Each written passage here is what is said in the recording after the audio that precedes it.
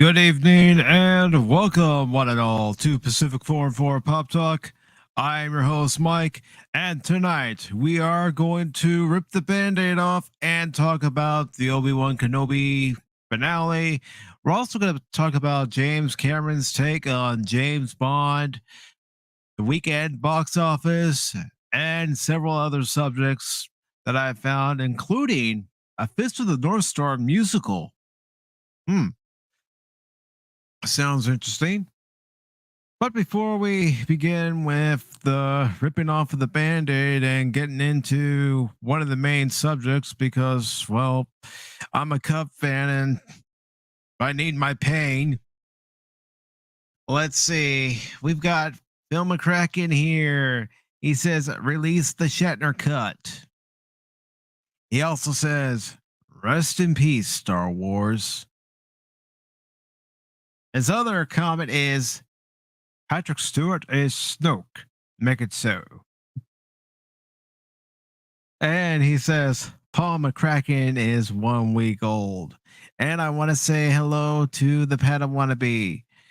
Now, ladies and gentlemen, like I said, we are going to rip the band-aid off. If you need your pain, well, I'm going to give it to you.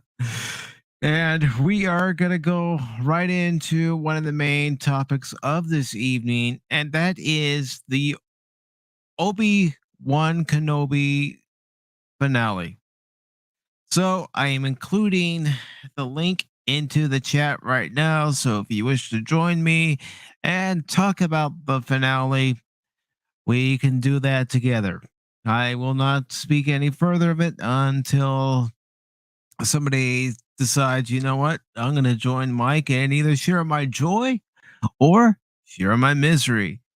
And ladies and gentlemen, now stepping up to the plate, Phil McCracken. Share my pain. Phil. I'm here to share my pain. So Phil, today it dropped episode 6 of season 1 of Obi-Wan Kenobi. And what did you think of it?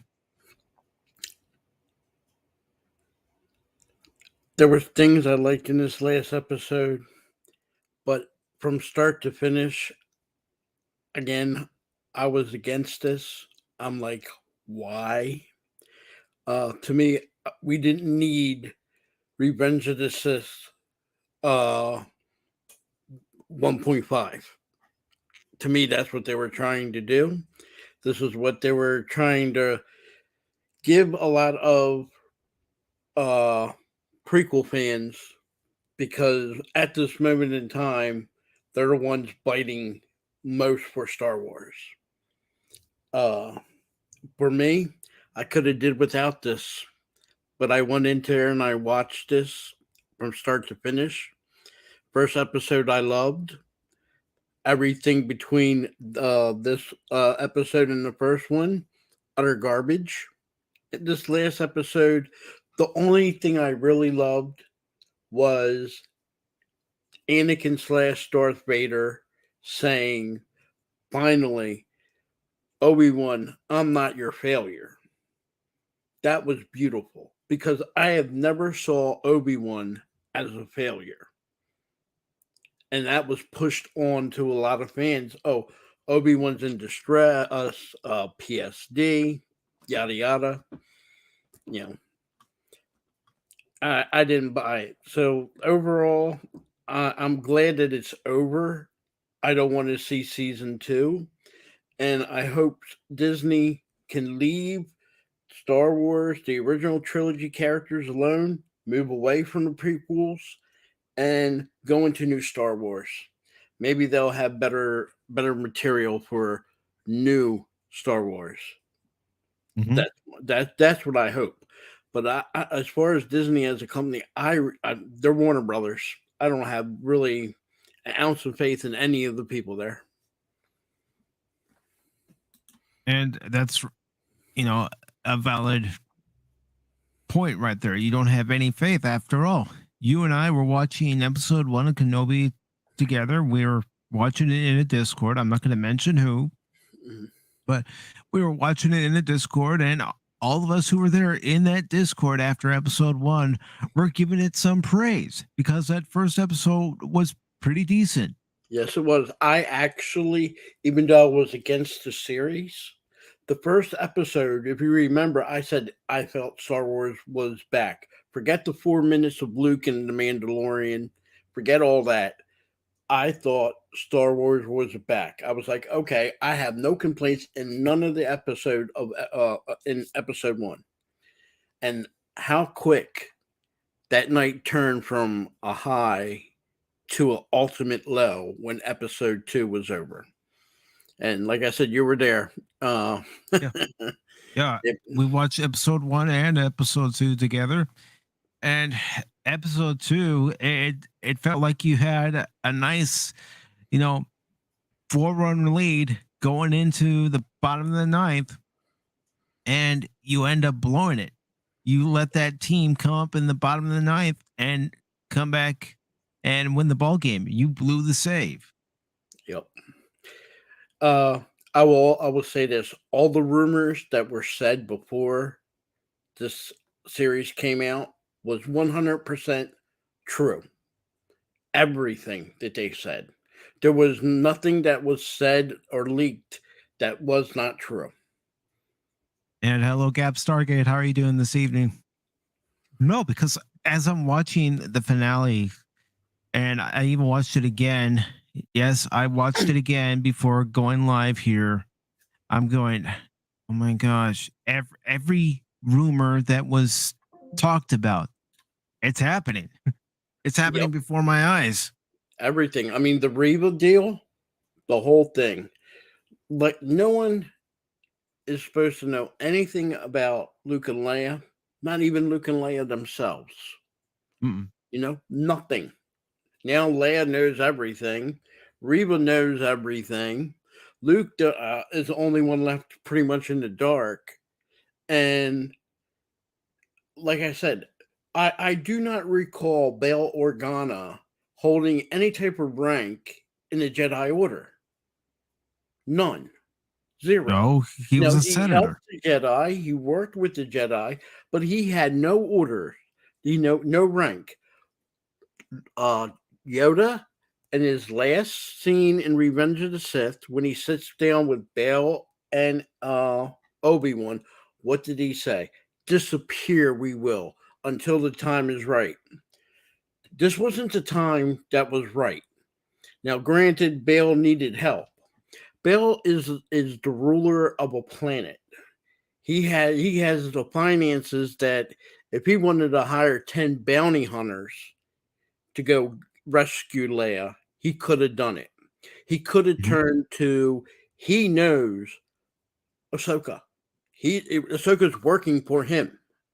So Yeah. he could have turned to Ahsoka. He could have even turned to the Emperor, because he's still an Imperial Senate from the Senator. So Yeah. he could even turn there. But no, we have all this crazy people that don't even know what they're writing, don't even know what they're watching. Again, if I don't care what form of entertainment, if I hire you to be the Cubs manager and you don't know anything about the Cubs history, if you don't know that they stop at the seventh inning for the 7 inch stretch for the music to be played, take me out to the ball game, something's wrong with you.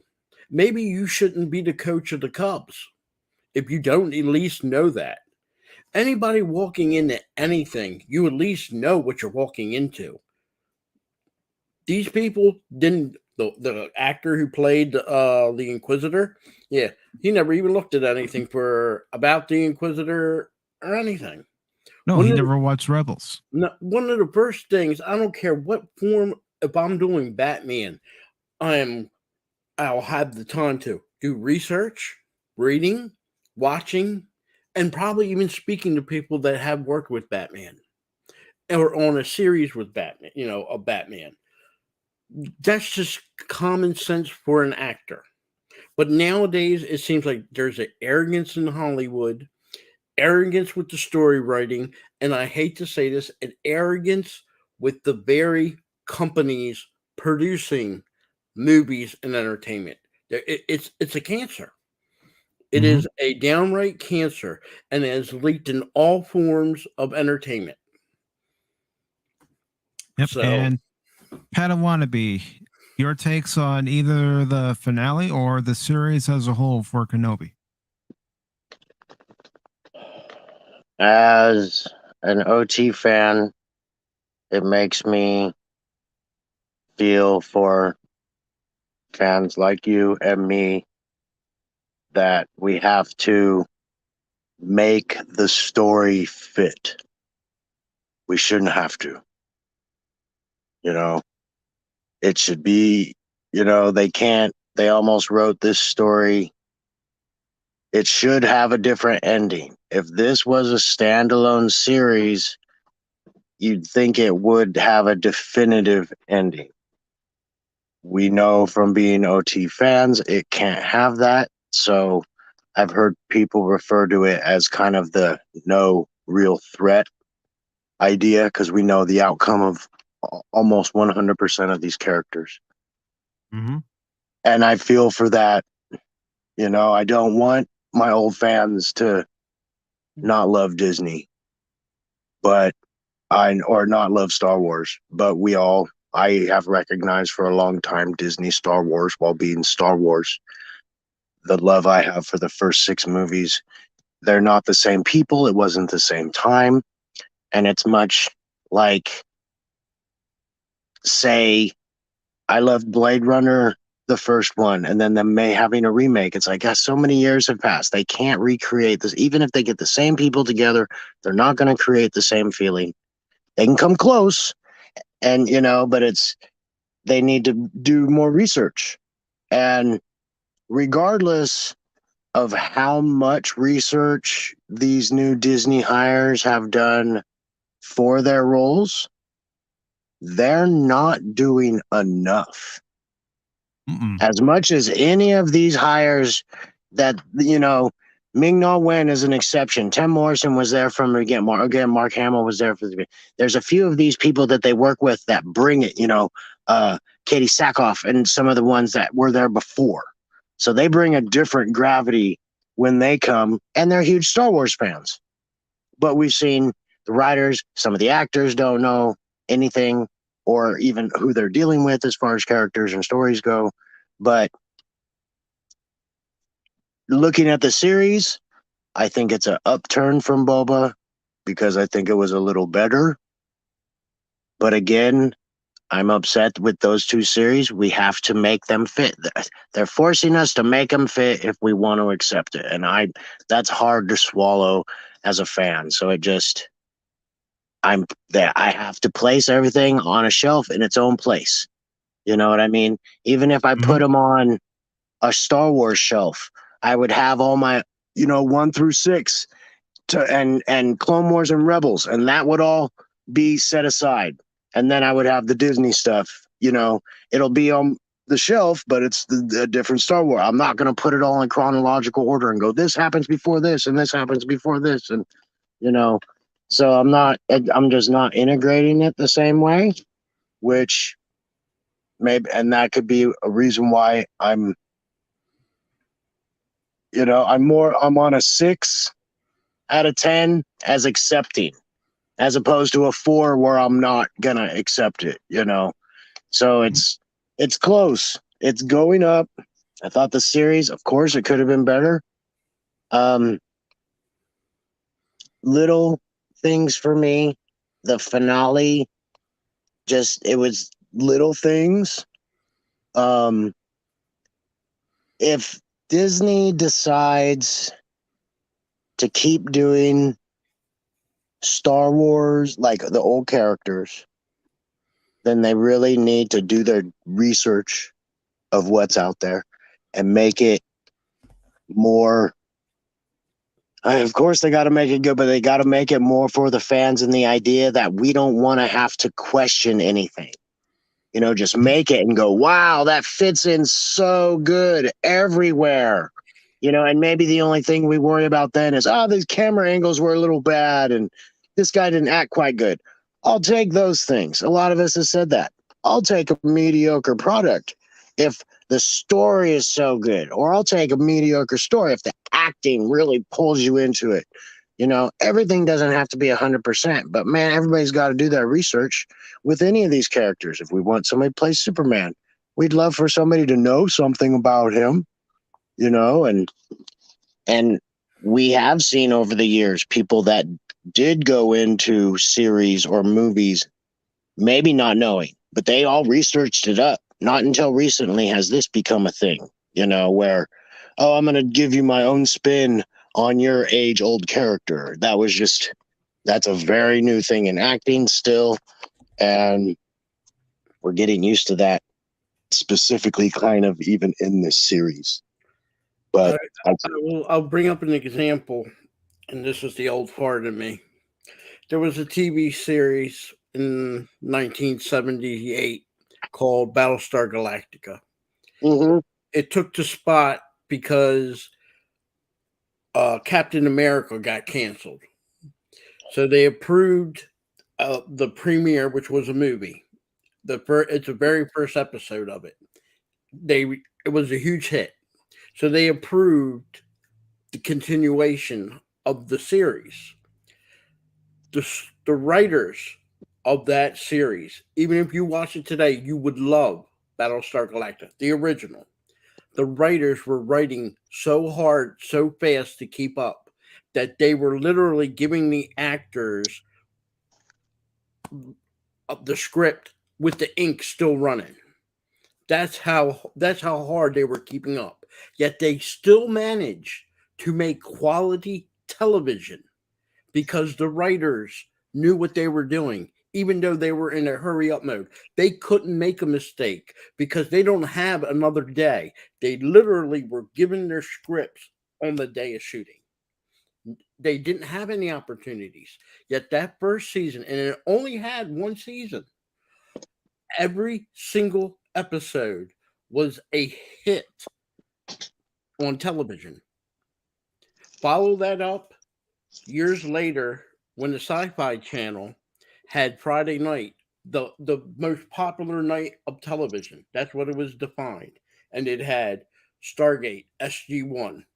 They had Stargate Atlantis. And it had Battlestar Galactica, the remake, which I was not all in favor of, but it was a good show. Look at that, just that one night of them TV shows of what we had. And if you go back and watch it, you'd be like, wow, no wonder that was the most popular night on television. Yep. Think about that. It was the Sci-Fi Channel beating out Fox, beating out ABC, NBC, CBS. Disney goes around telling people Obi-Wan's a hit. There's nothing else on their programming for Disney Plus. They're not in competition with other people. They might say they're in competition with other streaming platforms, but they're still way behind. And if you look at this Obi-Wan, which was supposed to be a movie, Book of Boba Fett was supposed to be a movie. If you look at it, the cinematography is off. This is not. Oh yeah. The Revenge of the Sith cinematography. Excuse my language. I'm stuttering here. Cinematography that we had. I mean, look at the obvious mistakes. The last episode, not this one, the fifth one, had Obi-Wan's lightsaber bouncing off a stormtrooper's armor. Yeah. That is something that I've said from the beginning, and even with Boba Fett. They could have improved the show. They couldn't have saved it, but certain things would have been a much bit better with some better editing or some extra takes of things so they have more stuff to work with, a few different angles of the same slashes or things like that. But or maybe it could be quality control. Somebody's not going, hey, we saw it bounce off his armor that time. Can we do it one more time? I'm not sure where they're dropping the ball there. But they're not working 100% on those things. And that's what we're noticing. There's always somebody on the team that if you're doing movies or television, and their job is to find the mistakes before they go out.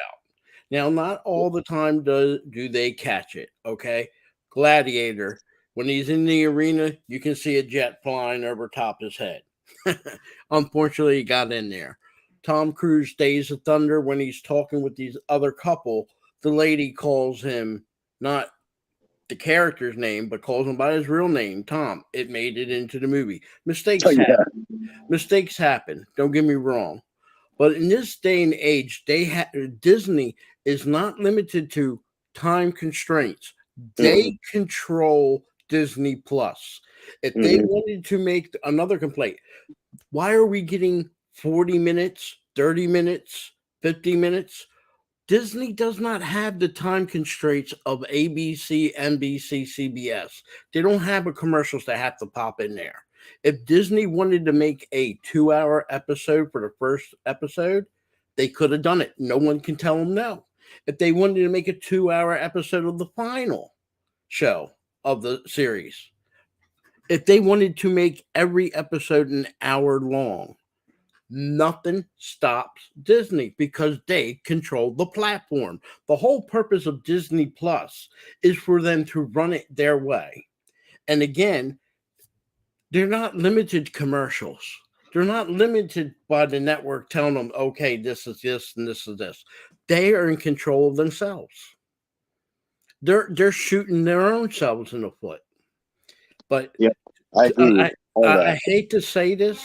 It's more that people, there's a divide in this fandom. It's a divide in everybody's fandom. Yeah. Prequels, sequels, and original trilogy.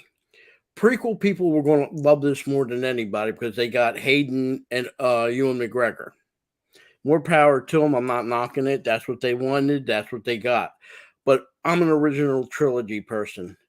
And I'm not meaning this to brag, but if I didn't go with my father and my brother to go see Star Wars in the theater, if I didn't tell my parents I want for Christmas was Star Wars toys that December, nobody would be here watching Star Wars because guess what?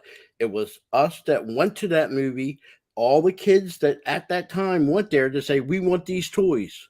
We want to watch this. This is what we want to watch. If it wasn't for them people to go see the New Hope when it first came out, none of this will be here. And Disney has a thing for the original trilogy. They hate it. Maybe because they wanted deep down to do a remake, but that's part of the contract they signed with George Lucas when he sold it. They can't touch it. But deep down, I still think Disney wants to do a remake. And this episode, more than anything, the series, is another attempt to, we can't do a remake or rewrite of New Hope, but we're going to work in our stuff in there anyway. Well, that point there, specifically, I've felt with every Disney movie. With every Disney ones, even the ones I like. Well, Rogue One, not so much because it didn't really deal with the people and the stories. We know it did right at the end, just enough to tie it in. But it was, but the other ones, there was many times, and I haven't read all the EU. I'm not a big comics guy for Star Wars, but I would see things happen. And I go, okay, that erased this group of books. And something else would happen. I say, okay, well, that erases this group of books. Then the Han Solo movie comes out, and I go, well, that erases his trilogy and the whole way he started out and everything. That erases several characters and how he meets Chewbacca, why, all those kind of things. And that's why I've, like I said before, I kind of separate them because I saw it right away. I was like, I'll accept your new story, but I'm not getting rid of my old one. It was too good. And, and that's what I get as a Star Wars fan is we are divided. But before, the division was just like, well, unfortunately, I can't talk about those things. I don't know so much about the comics, so I can't get into that too much, but I know a lot of the lore because of the movies and the books and things. But that was the old division. Now with the media, with the the platforms and things. Now there's hate is the division for whatever reason, and it wasn't. I think they when it comes to division, if you're talking before the sequel trilogy, if there was a division, it wasn't this deep. It was a minor division between prequel fans and original trilogy fans. And what happened there, I'll still say to this day, a lot of people were going to see Star Wars that weren't, let's say, Star Wars nerds, and I mean that in the nicest term, expecting to go see Luke, Han, and Leia, not realizing the prequels were never about Luke, Han, and Leia. That was supposed to be the story of Anakin, and a lot of people were hurt that they didn't get Luke, Han, and Leia. Not talking how great the movies were made or the Jar Jar incident and Titanic in space and the Clone Wars. Forget all that aside. You already had a problem in Star Wars, but it wasn't to this degree.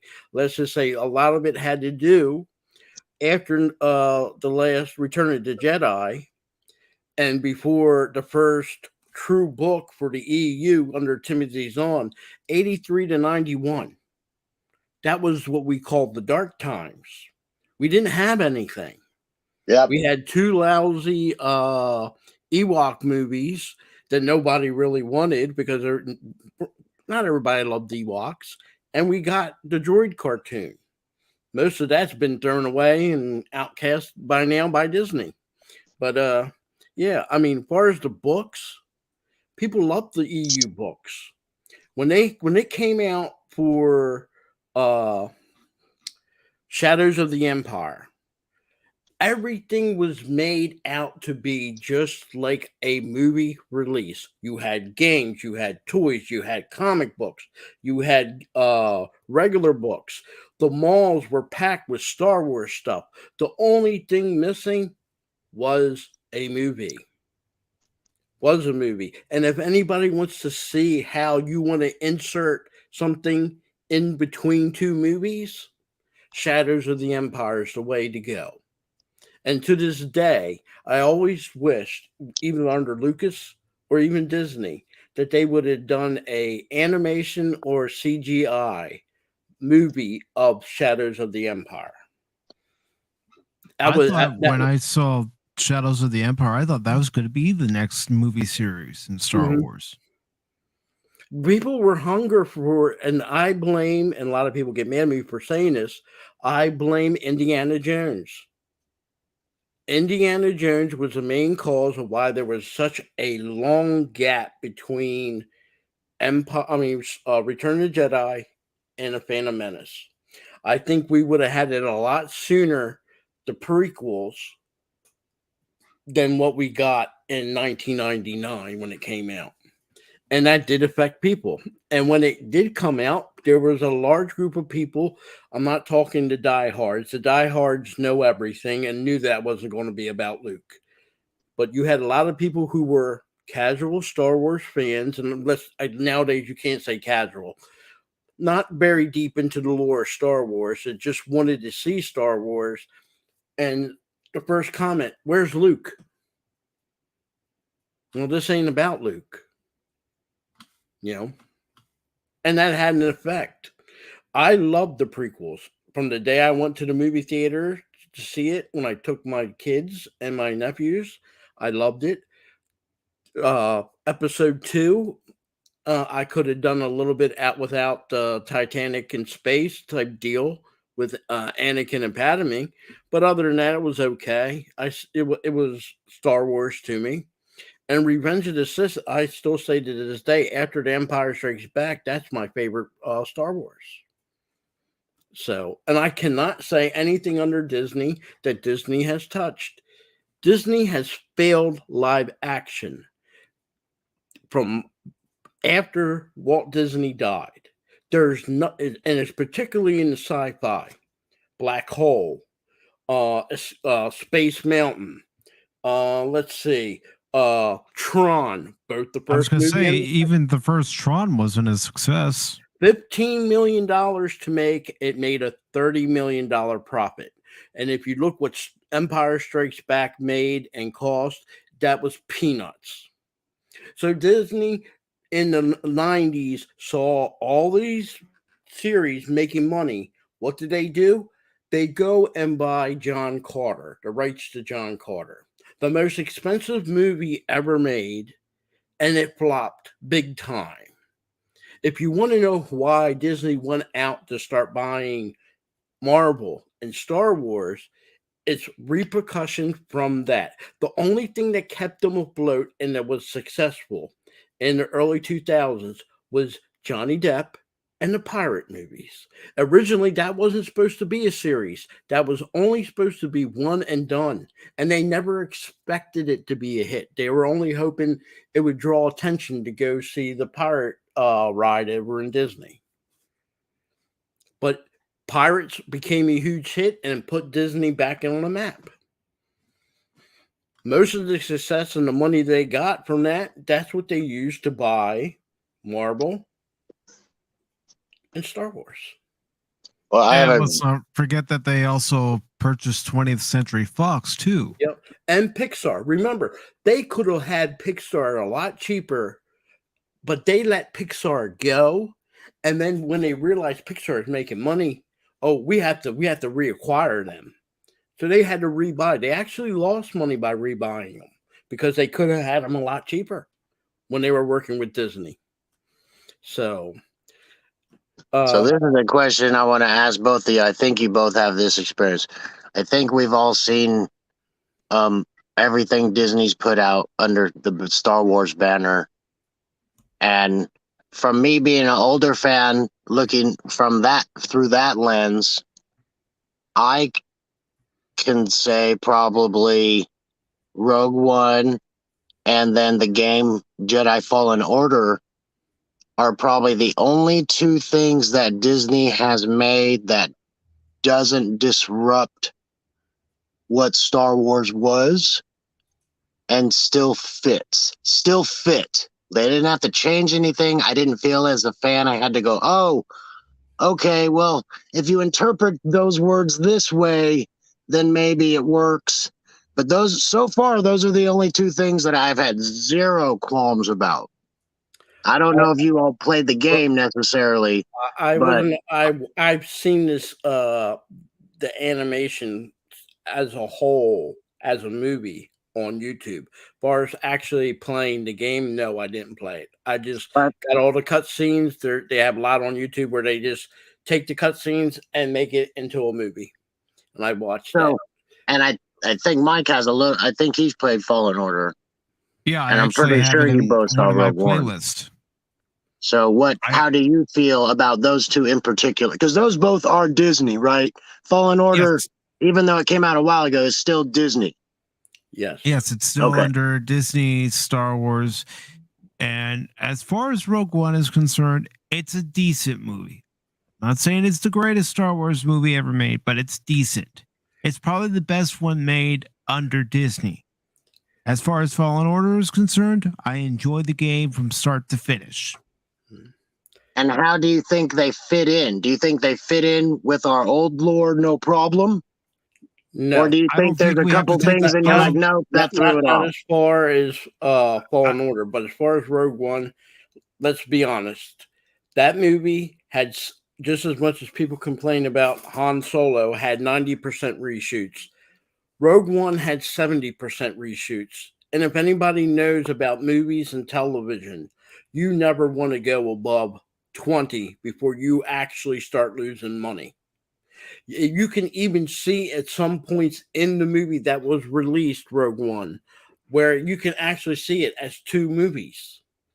They even did the cut scene that you could do on the trailer where Jan Erso is going out to put the thing to leak up so it can send it to the ship. You see the TIE fighter looking right at her. On the movie, that's cut out. That's how much reshoots they actually did on that. So, again, for Han Solo, Solo story, I don't fault Ron Howard because he was given a mess, and it's a miracle what he came out with. But as far as Disney as a whole, two of your big movies that you did at that time, Solo and Rogue One, you had to do massive reshoots. Then you got so much flack that you went into Rise of Palpatine and you ran into the same problem 70% reshoots. There's rumors of 3 cuts. There's a Lucas cut, there's a J.J. Abrams, which apparently we got, and there's a 3rd cut of this movie that we still ain't got. I doubt we ever going to see the light of day of it, but that was a mess. Disney, as far as movies, besides Force Awakens, that's the only real thing I can say is a success. I don't even. Oh, but I was thinking more like, do you think Rogue One fits with old fan EU though? That was more my question. More because you mentioned the Solo story, because Solo to me broke everything. Yeah. About the EU books. If you're talking EU books. So I was wondering how you felt with Fallen Order and Rogue One. I feel are the only things Disney has made that fit the old EU. That's why I was can fit because it ventured in an area Disney was perfect for because there was nothing there. But I want to give Disney all the credit. I would give Electronic Arts more the credit. Okay. As far as Rogue One, I'll be honest, it was nice to see Vader in the last few minutes, but that was the reason Vader was there, to be an eye catcher. I really could have done without the movie. This guy develops a weakness in the Death Star. Okay. We already had the story of the Death Star, the first one, how they got the plans, they brought it, the X-Wing pilots study it. And even with this guy building a flaw, none of the pilots would have been able to blow that Death Star up. The only reason, Luke used the Force to have his torpedoes go into the hole. And that's how the Force works. And that's how the Force works. Because his torpedoes, if you notice, was going to miss until he used the Force to push them into the hole. Yeah, because remember, Obi-Wan, when he sees, well, he doesn't see it, but he sees it through the Force, says, Luke, use the Force, Luke. Yep. Use the Force. I think I saw that clip up here. Let me check. I will tell you this, Padawannabe.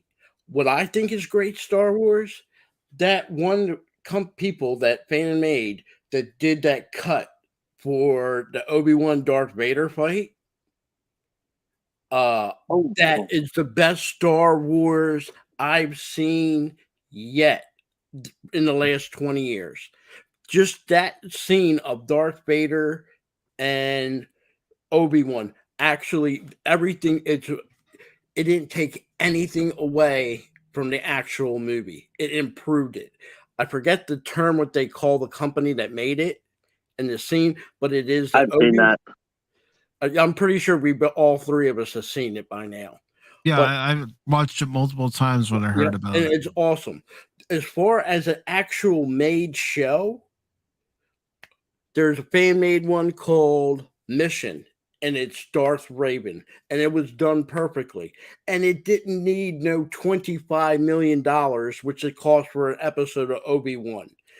If they had $25 million, that people that made that show, Mission, oh my God, I can't even imagine what they could do. I can't imagine. But if you want to see good Star Wars, go look on YouTube, type in Star Wars Mission, and watch it. It's the best 40 minutes of Star Wars than anything I've seen to this day come from Disney. Those are the things that I'm talking about right there. See, there's new stuff that's coming out that we accept. No problem. I'll rather accept the new stuff coming from fans being made, and that's the hope for Star Wars. And that's all I need to hear. To me, Star Wars can't die for that reason. Just like somebody, like, I will totally accept somebody says, nope, I only like the original 3, but they're still a fan with me. I just, if there's more stuff I can enjoy, like you're enjoying the fan made stuff, and I totally agree with that. I've agreed with that kind of stuff for a long time. The right people with the right amount of money can do wonderful things. That's And true. not all the right people are in Hollywood. It's never been that case. We get a few. We get James Cameron and George Lucas and, some Stephen King remakes, and there's a few people that can really excel there. But the Hollywood itself is still corrupt, and we are still seeing that. And, Yeah, there's and only this is one. the transition. YouTube is starting to get stronger. They cannot deny YouTube any longer. There are all kinds of restrictions and things. I'm surprised just putting the name on Star Wars is still allowed As in long certain as you're not aspects. making a profit. Like, for example, the most popular one, Theory, the movie that he made, and he's making a second one, he can't make a dime. He can spend as much money as he wants, but he cannot make a dime. And somebody's going to come along with $1 million and make a short movie, and YouTube is only going to create more and more pressure for Disney to create good content, because even if these people aren't going to make money, they're going to somebody's going to find a way at some point to do something, some way around it, some way. It always happens. We've seen it with everything. Even Star Wars Theory, and with the deal he made, remember, you have to get approval. You just can't make even a fan-made movie. You have to get approval. He got striked for him at first, and Disney claimed it. And then he had to go back there and say, no, you guys approved this. And they had to reverse everything because guess what? He had the approval.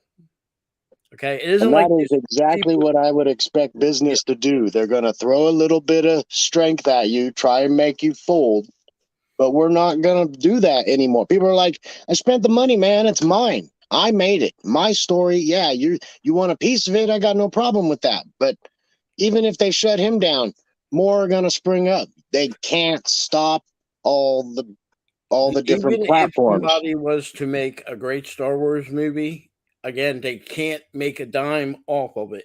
Even YouTube can't make a dime off of it because it's copywritten. But those people will still find a way to make money some other way so they can put out Star Wars content that doesn't make money. That's why they do crowdfunding. They do crowdfunding for a lot of these.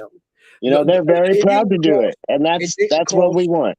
It didn't cost Theory a dime out of his pocket because most of that was his YouTube money, fans that were contributing to him to make the movie. So it really didn't cost him a dime out of the pocket. Long as he's not making, again, not even a dime profit, Star Wars can't, Lucasfilm, Disney cannot touch it. But if they decide to, if he made, let's say, I made $100 profit, Disney can go right in there and claim his material. That's just the way it works. That's not just Star Wars. That's not just Star Wars Theory. That's any genre. All of them, they're under Star the Trek, obligation. for example. You can do a fan film, but you have to keep it under 15 minutes. Can't go any longer than that. That's their new rule. Star Trek, you can only do a fan-made movie. And since they did that, I would not be surprised if other content decides to do the same thing. So that's sad. Like I said, I would love to see independent people doing it, but yeah, as soon as they start seeing these people making money, well, not really technically making money, but making a scene and seeing it's better, they're going to do everything they can to limit it or to cut it off. Yes.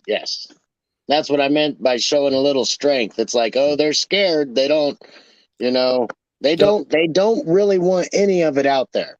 But the ones that are really good, I would expect them to at least do minimal resistance. It's like, let's see if we can scare these people away and kind of knock down our competition.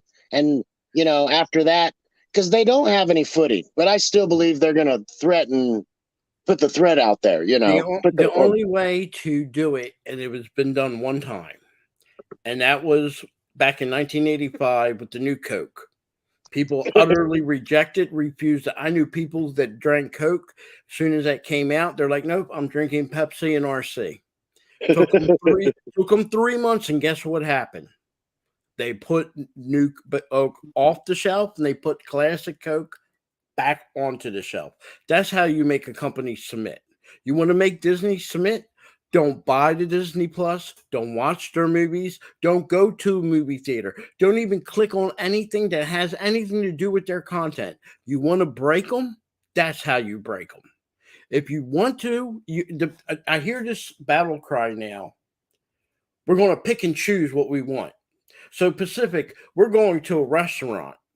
You and me are sitting down. We order a $50 meal. Your appetizer is okay. Your actual meal totally sucks. But then your dessert is okay. Are you not going to complain and say something about it? I'm still going to write a review saying exactly how it was. Yes, the appetizer was good.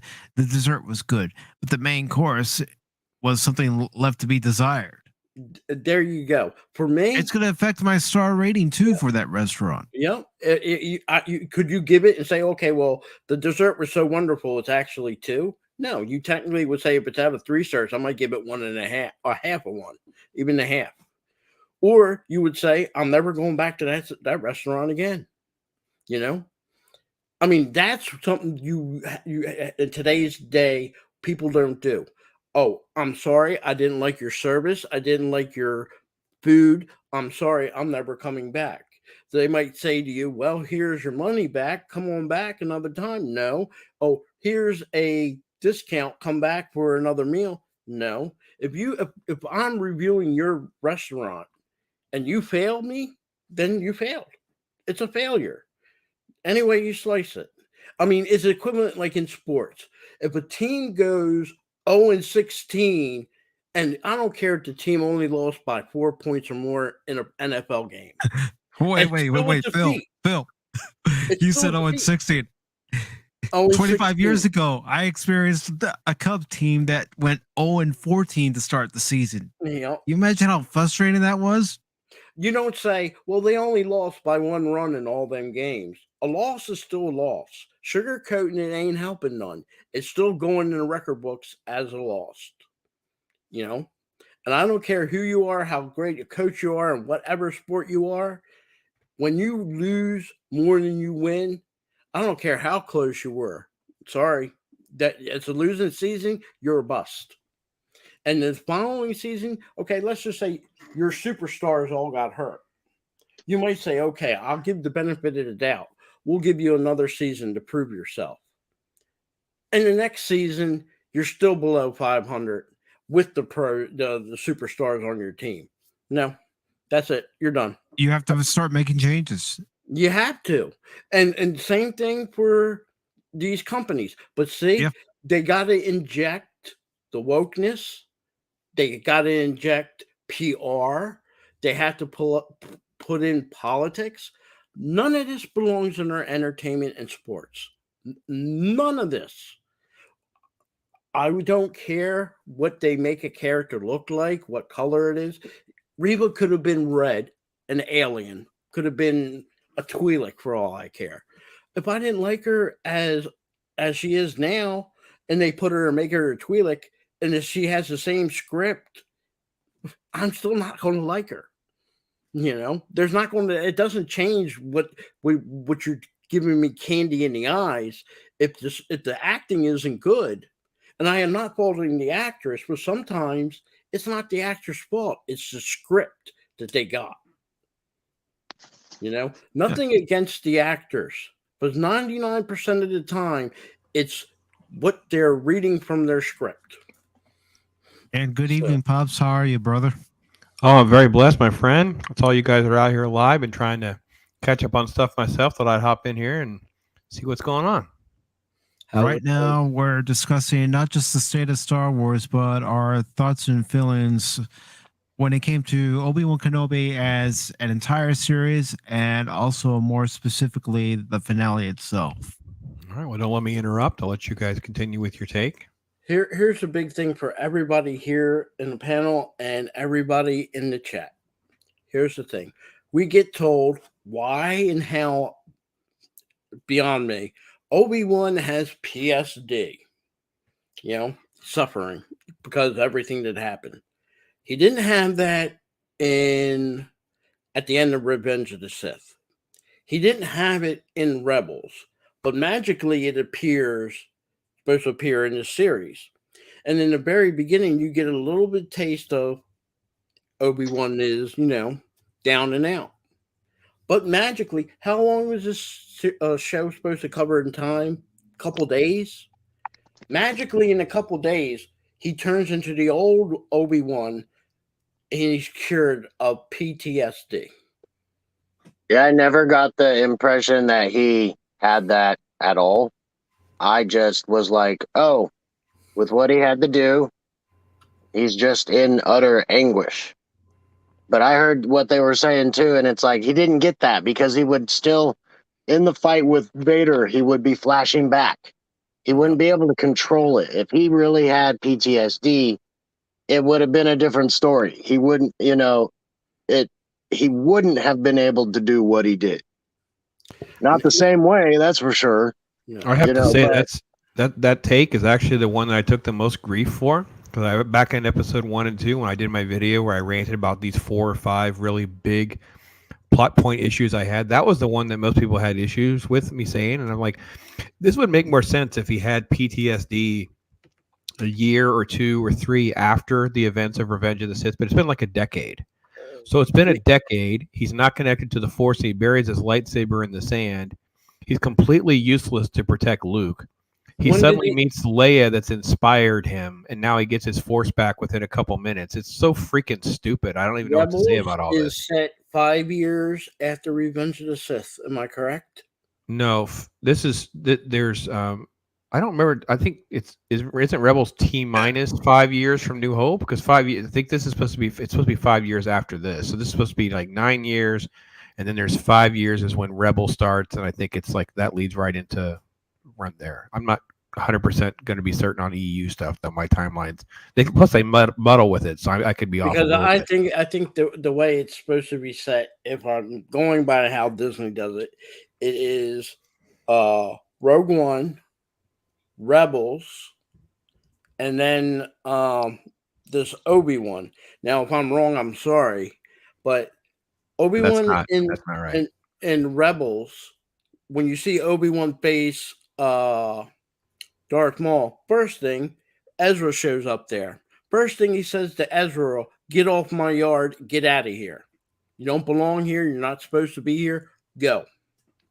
Yeah, Rebels is supposed to be 5 years before New Hope. So the order would be Revenge of the Sith, Obi-Wan, Rebels, Rogue One, New Hope. That'd be That's the order. how it's supposed to go. That's supposed to be the on timeline. that part, I was wrong, but still, I didn't see him having any depression there. And like I said, it doesn't make any sense because it's been so long. Like I said, even if there is some elements to that, it's like it doesn't make any sense. And then, of course, like you were pointing out so accurately, I think both of you were saying this, was he just kind of bounces back from it like almost instantly. Like he falls into a trench with a bunch of rocks. He basically has a vision about Leia, and he feels inspired. And all of his powers come it's like a weird. Is it like a video game thing where he just powers up and suddenly his Force powers are max power again? It makes no sense. Yeah, or maximum firepower. Don't give me that on Darth Vader doing that with the Star Destroyer. Maximum firepower. But real quick, I'm just gonna say this: you are, as far as the series go, you guys are right about the timeline. Mm-hmm. That scene in particular where Kenobi faces Maul, I have always taken as that happens later.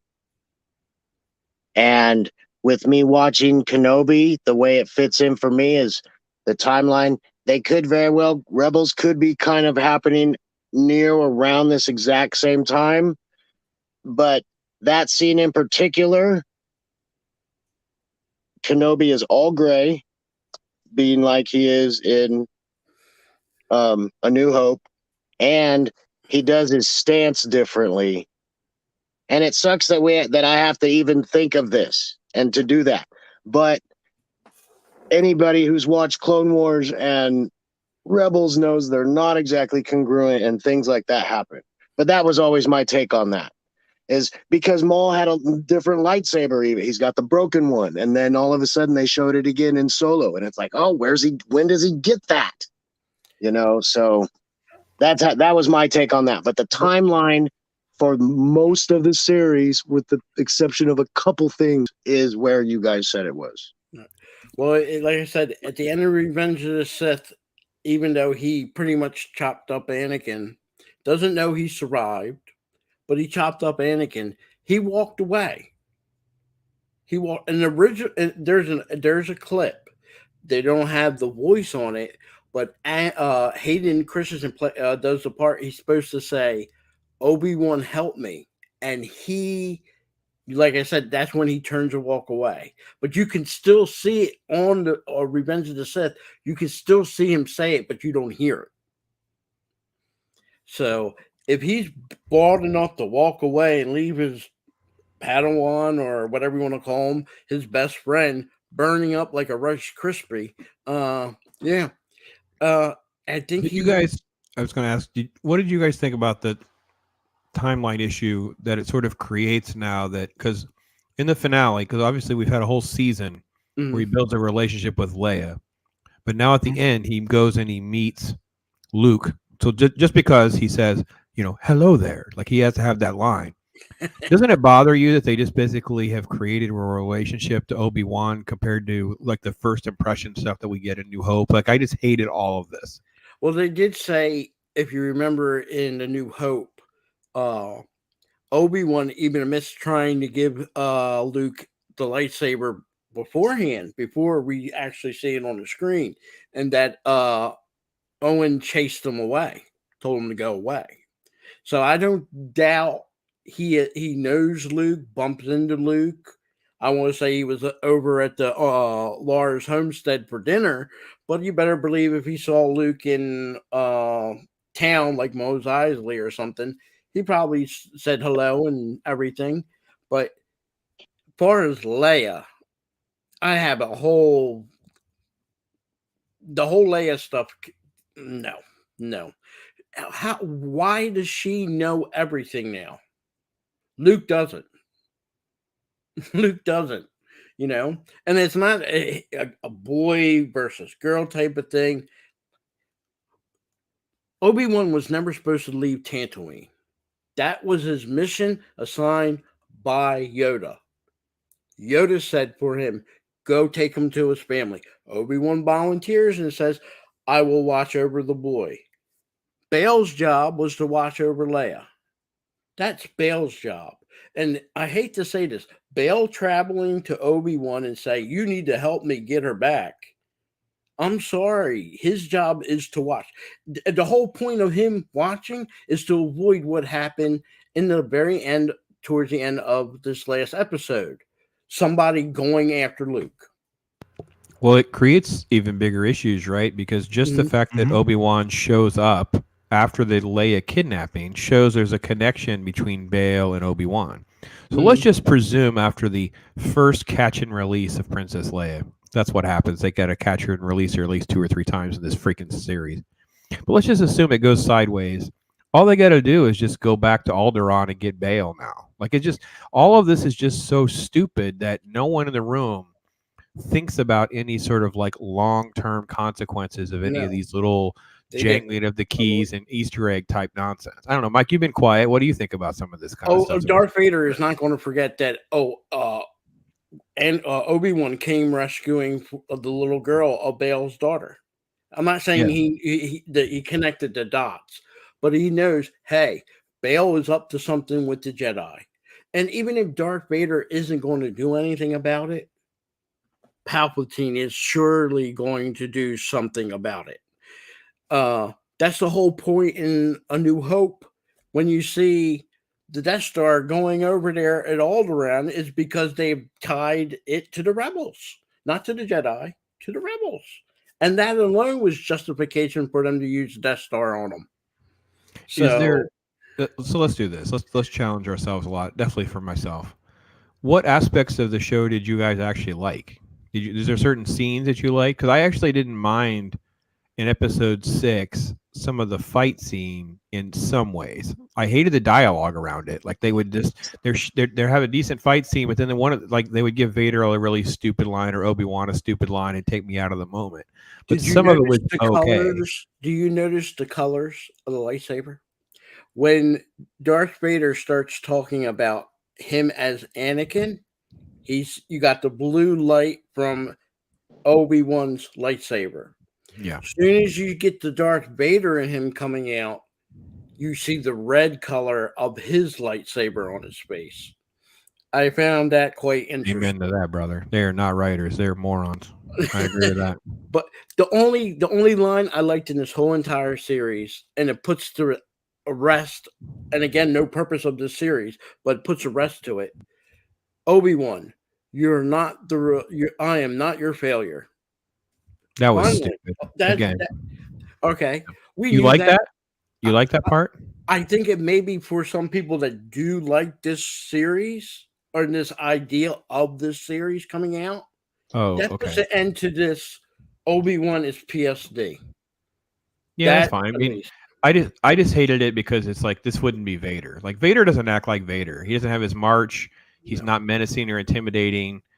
You know, he chokes Reva, lets her go. He allegedly do. But it's like why does he get off the shuttle? And the first thing he says when he sees Obi-Wan, are you trying to, what was it? You're trying to kill me or something? Or are you just going to try to stop me? Hold up. Darth Vader's chasing him to this planet. Yeah. Yeah. If you just reverse the dialogue, I think they did the editing and the editors realized they did it wrong or something like that. But again, let's divert the Star Destroyer to chase Obi-Wan in a little shuttlecraft and not keep our eye on the rebels. I don't know why we can't do both. And then, I don't know, it just keeps going. Like the levels of stupidity in the show just keep going. Maximum firepower. The Star Destroyer is already shooting all its lasers. It's there. That's it. They can't go no more maximum firepower. Keep firing, assholes. But I don't have that clip yet, Krit. But thanks for giving me an idea.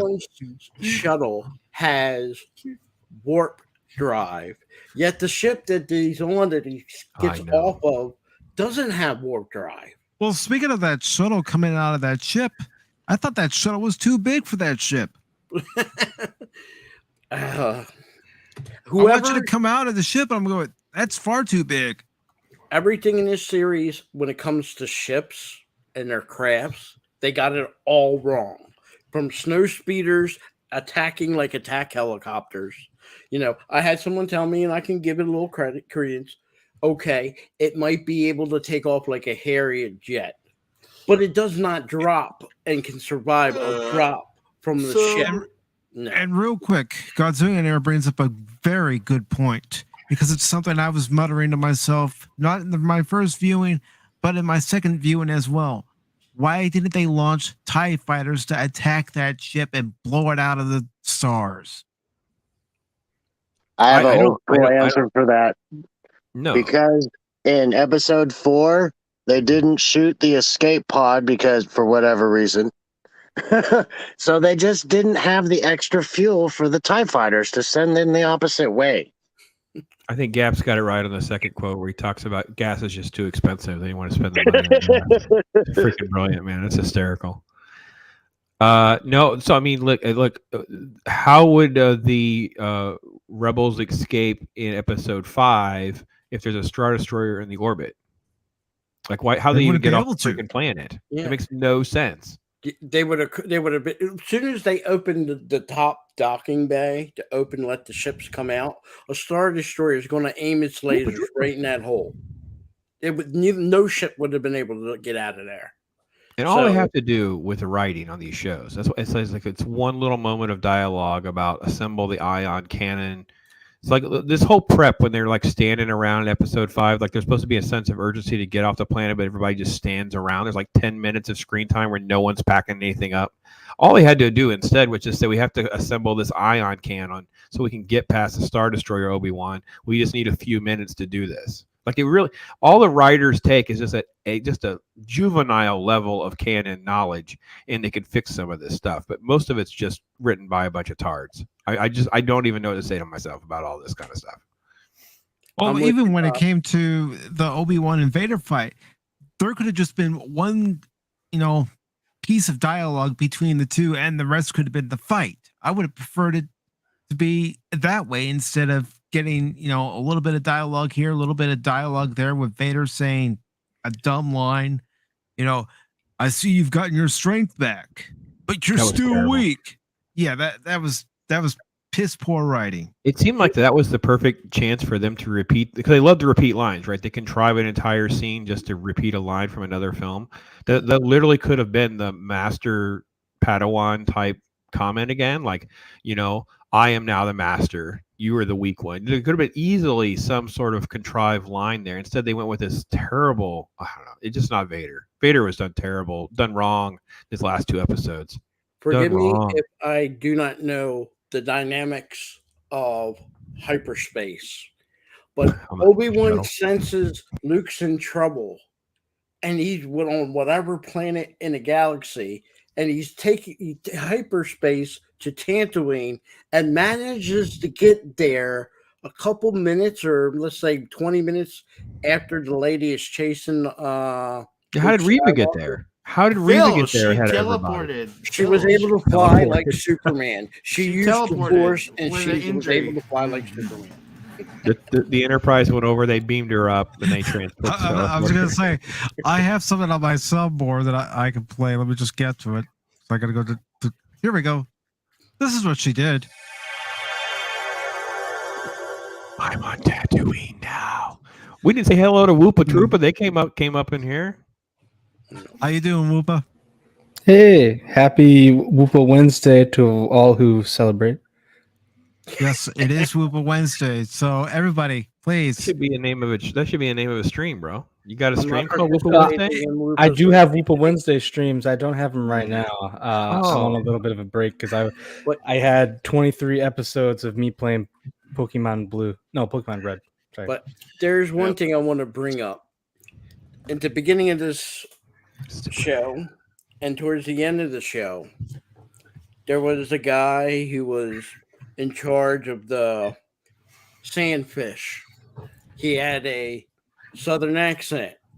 He was determined to be the bully. At the end of this episode, you got him bullying to get the water, and then Reva comes in to saves the day. So doing more, let's make southern people look bad in anything they do now. They have to be the bad guys. They have to be the bullies. They have to be the boogeymen. I don't understand why they had to do that. Well, it didn't make any point. If the situation was reversed and it was anybody else in that situation and they changed the character, no, he couldn't. They wouldn't have done that. They even did it to some degree with Baru, right? Because Baru, they have another white brunette lecture the man about how things should go. It's like, no, we're not leaving. No, we're not leaving. We got rifles stashed away. We're going to hold our own against a freaking Jedi Sith that's coming to take the kid from us because she's so smart. Let's just do that. And I don't know. She is battle tested. Where? I don't know. Maybe them hairy Jawas. Maybe people, they have a thing for them. Harry Jawa. Making Harry Jawa references, Phil. It's freaking great. Hey, listen, Mike, you need a clip since Phil's on your show so much. You need the school board clip where the guy actually says "Film McCracken" out loud. It's the next speaker. You guys know what I'm talking about? I'm gonna find it, and that'll be the newest clip. So, friends, I came to make an announcement after I saw this mediocre show last night. All right, Lord Krit. All right, so I felt that this show had some potential. There were good parts, but then there was bad parts. I give this episode a 6 out of 10. Every time the Vader fight was cool, but every time it cut back to Reva, I wanted to tear my head apart. I pretty much felt underwhelmed. I didn't feel anything. I'm sure people out there were crying their heads out and said this was better than Sex. I feel sad if you think this is better than Sex, because most likely you didn't have sex at all. So, Yeah, baby. yeah, baby. But I've been working on an edit of this. I don't think I can show it because it might get copyrighted. But the Krit cut, Obi-Wan Kenobi, is in. I finished Act 1, and if you guys wanna, I'll show some bits after the stream. But Okay. this is I tried my best, but Krit, how did you handle the Leia chase scene and the Leia in the trench coat scene? Easy. When Riva's looking over the balcony, I just cut her to her seeing something, and then she stands up, and that whole chase scene is gone, and it skips right to the spaceport. You can't eliminate that much valuable footage, and it's just not fair. This Krit version is like going to be like 20 minutes long. Like 6 hours is going to be cut down to 20 minutes. I cut 80% of his lightsaber fights. I cut like what? I cut episode 2 down to 26 minutes. So 26 minutes. You're cheating, Krit. You're cheating. You should cut to one of the dream sequences, and like Obi-Wan's like in the thing under the rocks, and he's thinking, he's flashing back, and that's where you put the chase scenes, and it's where you put the trench coat. That'd make a lot more sense. No, he's thinking of Riva trying to kill Luke's chase running away. How many children? Exactly. How many children run Benny away Hill in this show? right How many children run away in this show? All of them should be running away whenever the freaking Jedi Knight has to think about a little 10-year-old girl to get his mojo back. Yeah. Something And seriously then wrong with the writer staff. How did Uncle Owen Beru get killed by bumpkin-ass stormtroopers, but they can handle themselves against it? Because Beru has a plan. She's got the rifle stash. She's got the rifle, yeah. She's been training on some womp rats. But yeah, the Krit cut is coming. The Krit cut. I sure love that name. I can't wait for a Krit. I'll show some after the stream. So all right. Jace Fox. Did Jace Fox you- his name too. He's doing Obi-Wan cuts. Did you guys? Sorry, did you see the meme I shared before this? Or Oh, I hadn't seen it, brother. Yeah, I haven't seen it. I was doing a stream, and then I did editing until I hopped on here, so I haven't seen anything. I didn't make this. It's just what I just found. Hold on, let me see if it pulls up. To sum up the show, there's good parts, but a lot of it, but in between, is just crap or mediocre, cheap shit. I don't know, like. So, Lord Krit, what you probably could get away with, though, you could, and what you do, I do this too, because you'll see on my channel, I got all these little weird videos that are kind of mixed in, where it's like, I look at like Pop's trailers or like things like that. I'm testing the copyright rules. So you could try to make a little mini trailer, like put together 3 or 4 minutes and maybe change some music or something and put them out that way and do them. And they could maybe do them as a playlist or something. So that might be a way to get around some of it. And that way, if it doesn't work, you could just pull them back down again. I was just going to give this to people who wanted it. Yeah. Great. All I want to know is, did you keep the scene of the lightsaber bouncing off the stormtrooper? I haven't got to that. I only did Act 1, which is episode 1, 2, and 3. You know what would be cool? What about Tala slapping the stormtrooper down? So that when he hits the lightsaber and it bounces, it hits another stormtrooper. So it's not technically a mistake. That scene can be edited. Just cut before he bonks the stormtrooper, and then speed up the lightsaber. Him like cutting down a stormtrooper. Just speed it up a bit, and then you won't tell a difference. It's just small details. They just went so. They didn't put any like effort. They just like, all right, this looks cheap. Let's set it together, everyone. This is seriously what I imagined the writer's room of Kenobi and any of the Disney Star Wars sounds like on a given day. My biggest issue with the show, besides Riva, well, no, she's the biggest reason. My second biggest reason is the music in this show just sucks. I The mean, score, the lack thereof of the musical score. it was insulting to hear the Star Wars music in the last episode when this whole show had no Star Wars. It was just either it was the John Williams Obi-Wan theme being replayed over and over and over and over again, or it was dun dun dun. Oh, Vader's coming! Dun dun dun dun dun dun dun dun. Krit, did you watch Loki? Yeah, that music was fine. Same composer. No. So my creative suggestion is at the end of episode 2, when Reva runs over with her lightsaber, but the shuttle just starts flying away and she does nothing to stop it. Can we just cut to that shot of Sylvie in, I believe, Loki episode 3 or 4, where she just stops and screams, goes, yeah!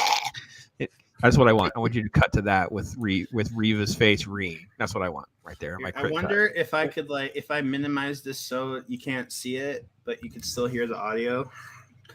But it has some off-brand John Williams music. But Krit, I don't know. I don't know if it'll copyright strike Mike's channel or not. I'm not going to take that chance. You want to make the new Star Wars fans happy? Phil, edit it and make Wade survive. They will be jumping for joy. It's funny you say that.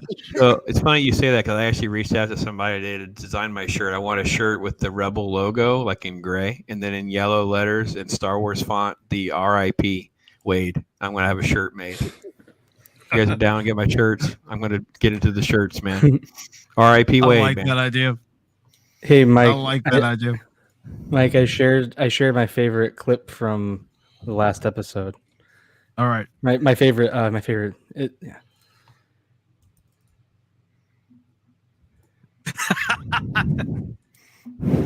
That's freaking great. Oh, that's great, Woopah. Hello there. Is it just me or the lighting or what everybody's been saying as a conspiracy theory? Luke is really Obi-Wan's son. Look at that red hair. Oh, No, you Red hair. Luke looks like the original 1977 Luke Skywalker action figure with the yellow telescoping lightsaber that comes out of his wrist. They're so not creative. That's what they did. They literally made him look just like the action figure instead of an actual little version of Mark Hamill. He looks like the toy. It's so just everything about this show is just so disappointing. We can always pinpoint 3 or 4 little points that are not terrible, and then but in context of what's happening, they're always ruined. It's just crap. And then someone I heard today was praising the show, mostly because it was better than Boba Fett. I'm like, well, that freaking bar is pretty low. Way to step over that. My problem, Pops, is that if the discourse is going to be strong, because I've seen people put this on the pedestal and they're praise the Vader and Obi-Wan scene, but they seem to ignore everything else that takes most of the screen time. So but I think the fact is that I like to follow Robert Meyer Burnett, where I want to advocate for gatekeeping, because if you're gonna make this show, you need to make it great and not cheap crap like this. It just feels cheap. You don't have to censor yourself, Krit. Say what you need to say. I think we just have it. We have to have a Back to the Future. It's a Back to the Future timeline. Pops and Mike and Phil and Padawannabe and Woopah. I fucking hate when people get on you just because you don't like some stuff. I've been told that, I mentioned, Hayden could have been de-aged a bit during the flashback. I got ass blasted because you're not wrong though. Because I was just saying, the scene's not bad. That scene was one of the best. But I'm like, he looks like a 40-year-old man. Just you could deep fake some shit on that. It was worse than episode 6. But the most annoying thing about that one too is that they did a full de-aging of Mark Hamill on in the Mandalorian and in Boba Fett.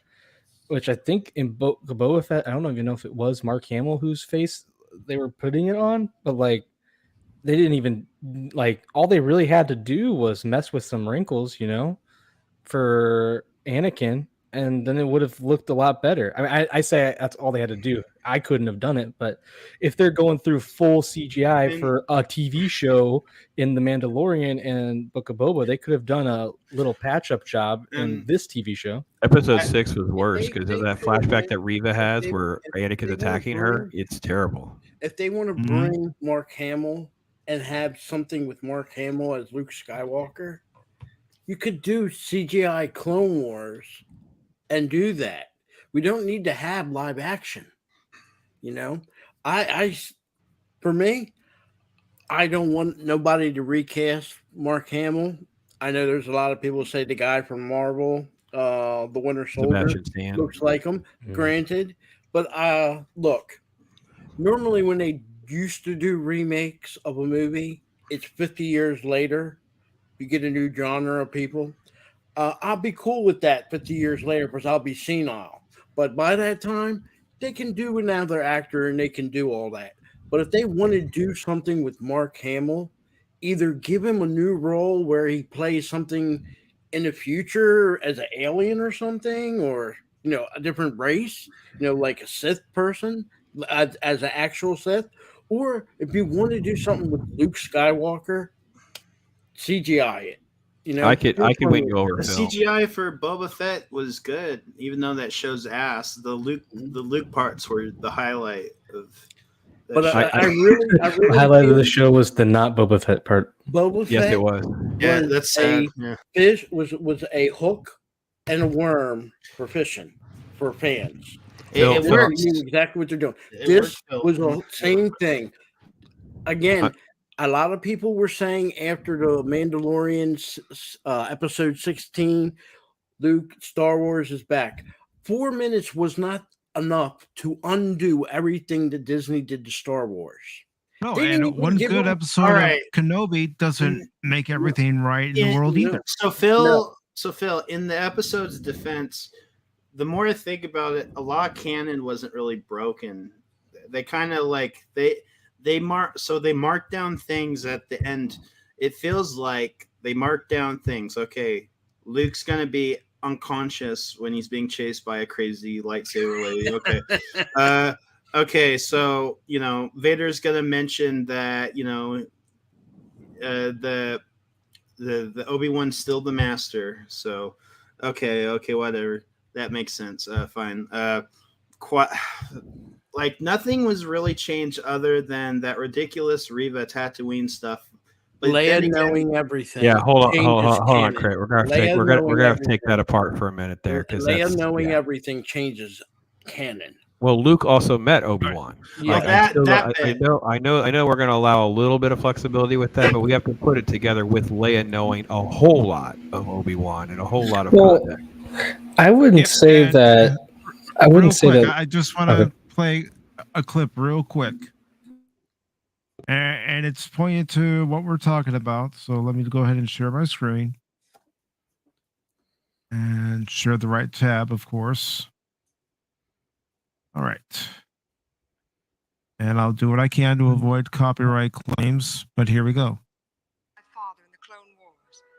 Now he begs you to help him in his struggle against the Empire. I regret that I am unable to present my father's request to you in person, but my ship has fallen under attack, and I'm afraid my mission to bring you to Alderaan is failed. You have to pause or mute it there or something so you can get your 7 Yep. seconds. You can't go over 7. Every okay. 15 seconds, as long as you do it. All right, you caught me there. I totally forgot. She does tell Leia that's Obi-Wan, and I was fine with the whole Ben Kenobi thing. That was okay. But then she's like, "It's Obi-Wan." That's definitely being cut out in the Kenobi or Krit cut, I should say. Can I? Did they ever explain? Did they ever explain how Reva knows everything? Like how does she know everything, and how does she survive 'Cause- 2 lightsaber attacks? from Well, Anakin? She's the bestest ever. okay. Tell him, Craig. Well, you mean like everything? How she knows are you referring to Anakin episode is 5? Vader. She knows to get Well, Leia. she's a she youngling, knows- and that was half-assed. I mean, they did it at the very end. If it was done earlier, like, all right, well, fine. But then you're like, oh no, she did all this heinous shit, and like, oh wait, she's we're supposed to feel sorry for her. I'm like, oh, fuck you. And then Oh, hang on. So wait, so she does see she's attacked by Anakin, but she survives. Yes. And Vader now exists, but she connects those dots. Like Anakin is presumed dead and becomes Vader. Other than the Emperor, like we're not supposed to really who's supposed to really know. It's supposed to be a Yoda secret, right? and Obi-Wan and Bail. That's And it. Thrawn Maybe finds out, and Wa- Tarkin kind of knows, right? Yeah. That's who we presume is the and circle. Lars and Baru will probably do know that. Yeah, right, through Obi-Wan. But Yeah. so Reva finding out was a loophole that we never addressed. And then how does Reva survive not one but two attacks by Vader? That's where the writing's just out. Like I hate that. Like, oh, like I saw this a mile away as soon as we saw that Order 66 scene. Like, oh, that's Reva. Oh no, this is gonna be your character. And I had heard from the leaks. Now it was worse. It was worse. In the first draft, the one that was leaked by Making Star Wars, Reva goes to Tatooine, and then Kenobi follows, and she literally has like Kenobi. She literally has Luke, and she has the lightsaber against his neck, and she's like baiting Kenobi. And that's what I thought was going to happen, was she's going to bait Kenobi to come to her by trying, basically giving Luke PTSD. I go back to this as my rationale for even talking about all this. For you, Pops. Okay. Oh, wait, 1 second. And that is, I treat all of this as like an alternate timeline, like from Back to the Future. Like the timeline broke. There's my original Star Wars, and then there's like Disney Star Wars. Like it's a different timeline on a graph. And that's the only reason I even remotely, I treat it completely separate. Like they're going to remake it all. I could probably remake it, by the way, Phil. If you gave me control of Lucasfilm tomorrow and I announced I'm recasting Mark Hamill with Sebastian Stan, but I'm going to do an on-screen trilogy that adapts the Dark Empire and the Thrawn trilogy. That's my goal. You know, you'd be like, well, that's not horrible. This question is for Pops, but it's mainly for everybody. I am your friend. I'm in another state. You have some trouble. You come to me. You need some help. I really needed where I'm at, but I'm going to come help you. After everything's said and done, you can't even shower me with a little bit of gratitude other than a handshake. I left Tatooine living in dust. I'm going back to Tatooine living in dust. Bail Organa can't hook Obi-Wan up with the little homestead. Come on now. He just saved his adoptive daughter. He traveled through the galaxy at his own risk. And Bail Organa can't help Obi-Wan with a place to live. I think it was silly that he even went to Alderaan. Like it would have been fine for them to meet on a starship somewhere else, and then there's an exchange of like, here's a few things to get you by or whatever. And he's like, well, I'm not going back to Tatooine. Owen has this under control for a while. I have things I need to sort out or something. There are things the writers just suck. Here's the thing. Also, going on, even though Bail has his own army, but I'm thinking this like the Empire, thinking a bit like the old Soviet Union. You know, Eastern Europe, the East Germans had their army, but the Russians were there. Where is the Empire's presence on Alderaan? It's part of the Empire. He's a member of the Senate. There's no stormtroopers on Alderaan. None. Go ahead, Mike. I'm sorry. We kind of talked over you. Well, I was going back to your point. Back to the Future. Doc's in his lab, and he's telling Marty that at some point in the past, it created an alternate timeline, creating this alternate 1985. Well, the same thing could be said with Ezra being in the world between worlds in Star Wars Rebels and pulling Ahsoka out of that moment where she was having her duel against Vader. At that moment, he pulled her out of that moment where she might have died in the original timeline. It created that alternate timeline.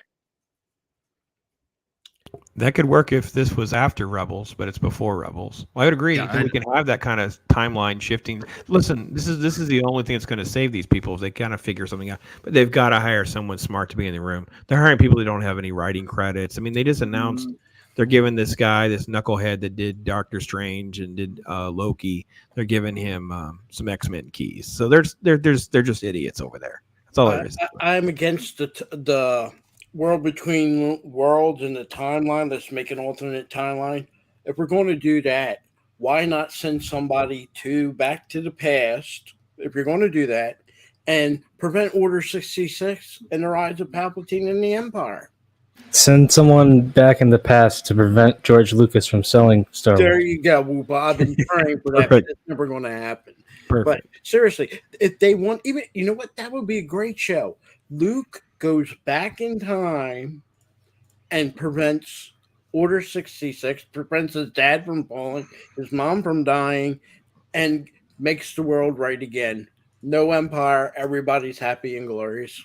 Well, I hate time travel stuff. In that I'm regard. agreeing It's with usually you. not done well. I think the idea of the world between worlds, it's fine if you're going to get Ahsoka out, and that's great.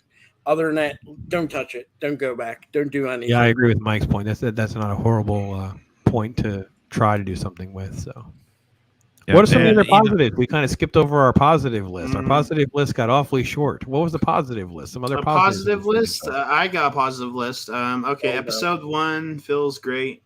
Great episode. Let's see. There's some aesthetics in the episode. They're good. Let's see. Vader is fine. Vader's pretty cool. I don't mind Vader. Obi-Wan, Ewan McGregor is great at acting. Let's see here. This is where the list gets shorter. This is where the fun begins. I'm glad they were able to show the power of Vader, because Vader is very powerful. That follows in the recent comics. He's basically, he is the most powerful Sith ever. So I disagree with that. No, Raven has him beat. Raven has him beat. That's not Lucas. That's not Lucas. Hold up. The games were made under Lucas. That's Lucas. He owned the MMO, and they're still running that MMO. Sorry, that's still Lucas. George Lucas had to approve all that. Even the books that came out before Disney bought with Darth Raven in it, that George Lucas had to approve it. He had to approve everything. So Darth Raven, yes, the most powerful Sith, and even Darth Sidious is more powerful than Darth Vader. Then again, well, Phil, just because George Lucas approved it doesn't mean he authored it. Just like different sources and authors of the EU, they built the Star Wars universe. Yes, they did, but they still had to get George Lucas approved. George Lucas told him, if you asked Timothy Zahn if he was allowed to talk about anything to do with the Clone Wars, he was told he could not bring up anything about the Clone Wars. Back to my positives. Alderaan was great.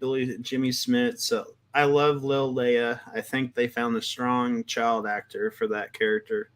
And now that are you praising the actress, or are you praising the character? I'm praising the if you want a Lil Leia, there you have it. Okay. If I saw really nothing with Leia besides some dumb like gotcha with the whole fucking little droid and shit like that. What else? I think that's kind of and the ending fight was pretty well done, even though it kept cutting away to the stuff I hate the most, the Reva and Tatooine. And the ending scene was fine. Oh, actually, I won't say fine. I actually enjoyed the ending scene of this show. It's just, this is what this show is. It's good. There's good parts, but in between, it's just, it's just like not thought out well. It's pretty much bad writing at best. And the fact that they had to tell Moses Ingram, oh, you're going to get attacked, when they knew they wrote a horrible character, I just... If Reva was strong written, I don't think people would complain. She's not even at the top of my list of complaints, to be perfectly honest. There's like 6 other things that are way ahead of her that are way worse. I thought the script. I'm not blaming her. I'm blaming the script. I'll also blame the direction. She had no direction at all. I agree with that too. So the director for this show is awful. So that's like with the sequel trilogy.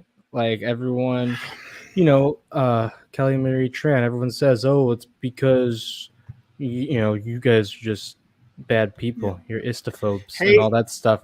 But she is like, first of all, she's pretty attractive. Like if you look at her, And they made her look ugly. They made her purposely look ugly. Yeah. And second of all, they sorry, gave they her. did. Yeah, they They're did. gonna hurt feelings. It has to be on purpose because she is a very attractive lady. I've said before,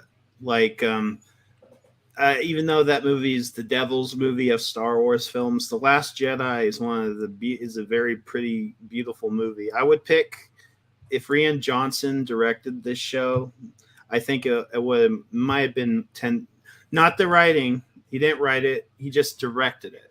I think like the director for this show does not know how to direct like cinematics. It just comes across as you get those long shots that look. I'll say this: episode 1 felt like a movie compared to the rest of the show. So I don't think she was given enough control. The studio just mass produces this crap They had for these 7 people. producers, the Yeah, same it's just 7 insane. that did Boba Fett. Episode 6 had 5 writers. If that tells you anything. They had 5 writers on that garbage. I don't agree, Pops. I don't think Kathleen Kennedy would sit here direct shaky cam. No, not her. Not her. Just in general. There's just this over control of, oh no, we need this. There's like so much pinning them down on what they can and cannot do. Like the musical score, they weren't going to bring the Vader theme back. No, you can't use the Vader theme. Like stuff like that is what I'm trying to get at. And that's the essence of Star Wars. You can use it in the ending. They had too many chefs in the kitchen. Basically, you never even heard the basic. You didn't even hear the basic Star Wars theme, aka the Luke theme. You didn't hear that at all. Yeah, and the Imperial March. Hate to burst to a lot of people. The Imperial March is nothing but that's Luke's theme reversed. That's all the Imperial March is. Wasn't very great sounding, but really wasn't that much creative because they only reversed the music. Even John Williams admitted to it. He said, that's all I did was reverse the music. So, but we didn't get neither one of the 2 most classical themes in Star Wars, the Imperial March and the Star Wars theme, a.k.a. Luke Skywalker's theme. We didn't get none of that. Krit, you were very generous, though, with your list. I appreciate it. Your list is way longer than mine. I appreciate it. I'm generous. Again, this You're show's a kind, still gracious man.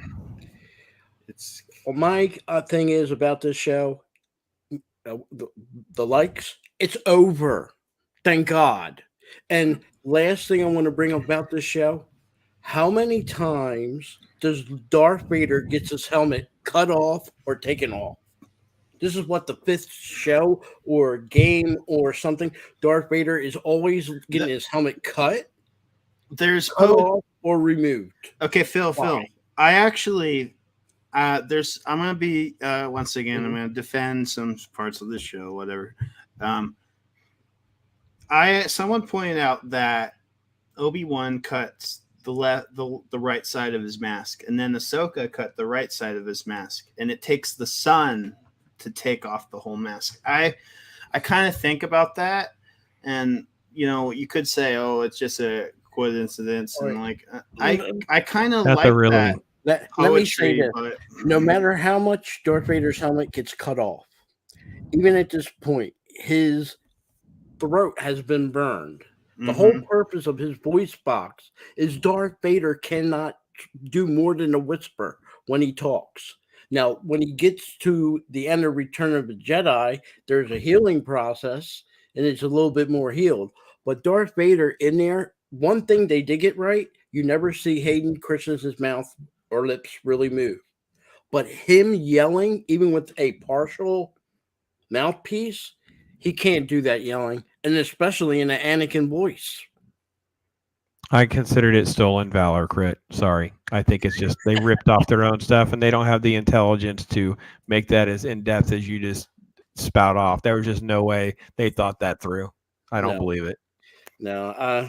I just think that's a cool metaphor. That'd be a cool metaphor if this was written by, like someone like Favreau, like 4 Tony years Gilroy, ago, maybe. Like Tony Gilroy, like Tony.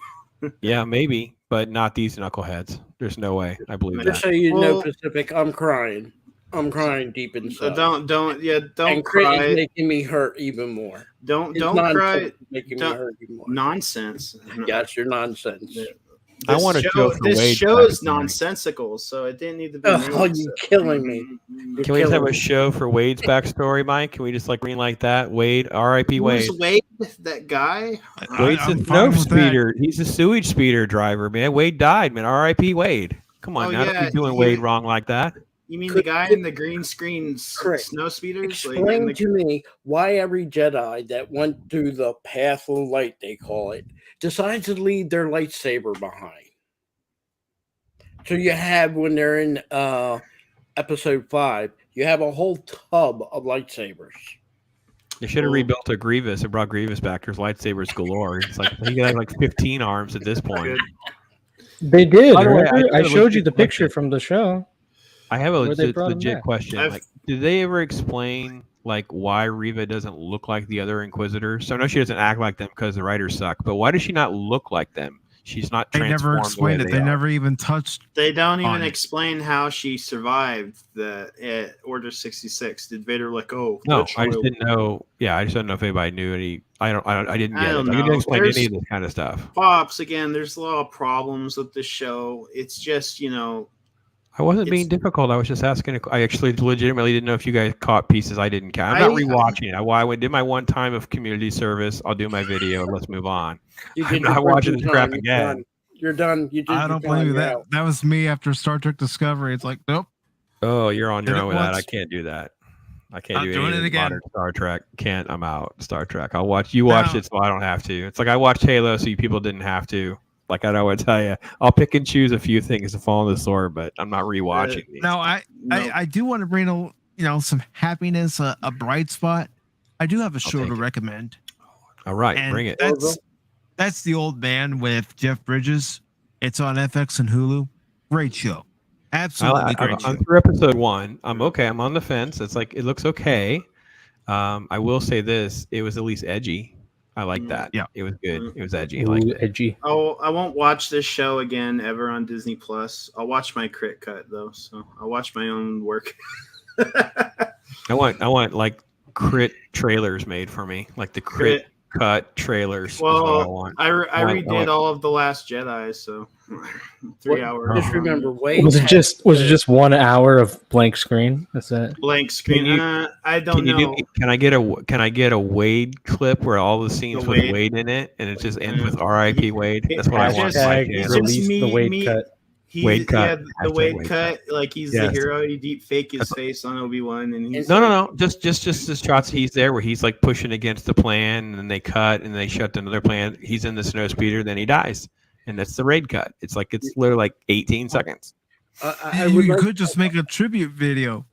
I would like R.I.P. Wade. Just have what's that? The I will remember you. and I would just like that. Krit to do it. Oh, you can't use that song. They copyright flagged that. I found that out the hard way because I did a remember Arby's potato cakes. They freaking pulled the Arby's potato cakes during the pandemic. You can't get them anymore. I did a little Arby's little black and white video and played Sarah McLachlan. They freaking copyright claimed it like 3 different ways. Krit, I want you to edit the Darth Vader punching the ground and making the earthquake for do that. But here, insert instead in there for a Woopah, Pikachu popping out of the ground and Darth Vader and Obi-Wan have to fight them both. Yeah, That- and he's voiced yeah. by Ryan Reynolds. So There he's- you go. Heck yeah, There let's you go.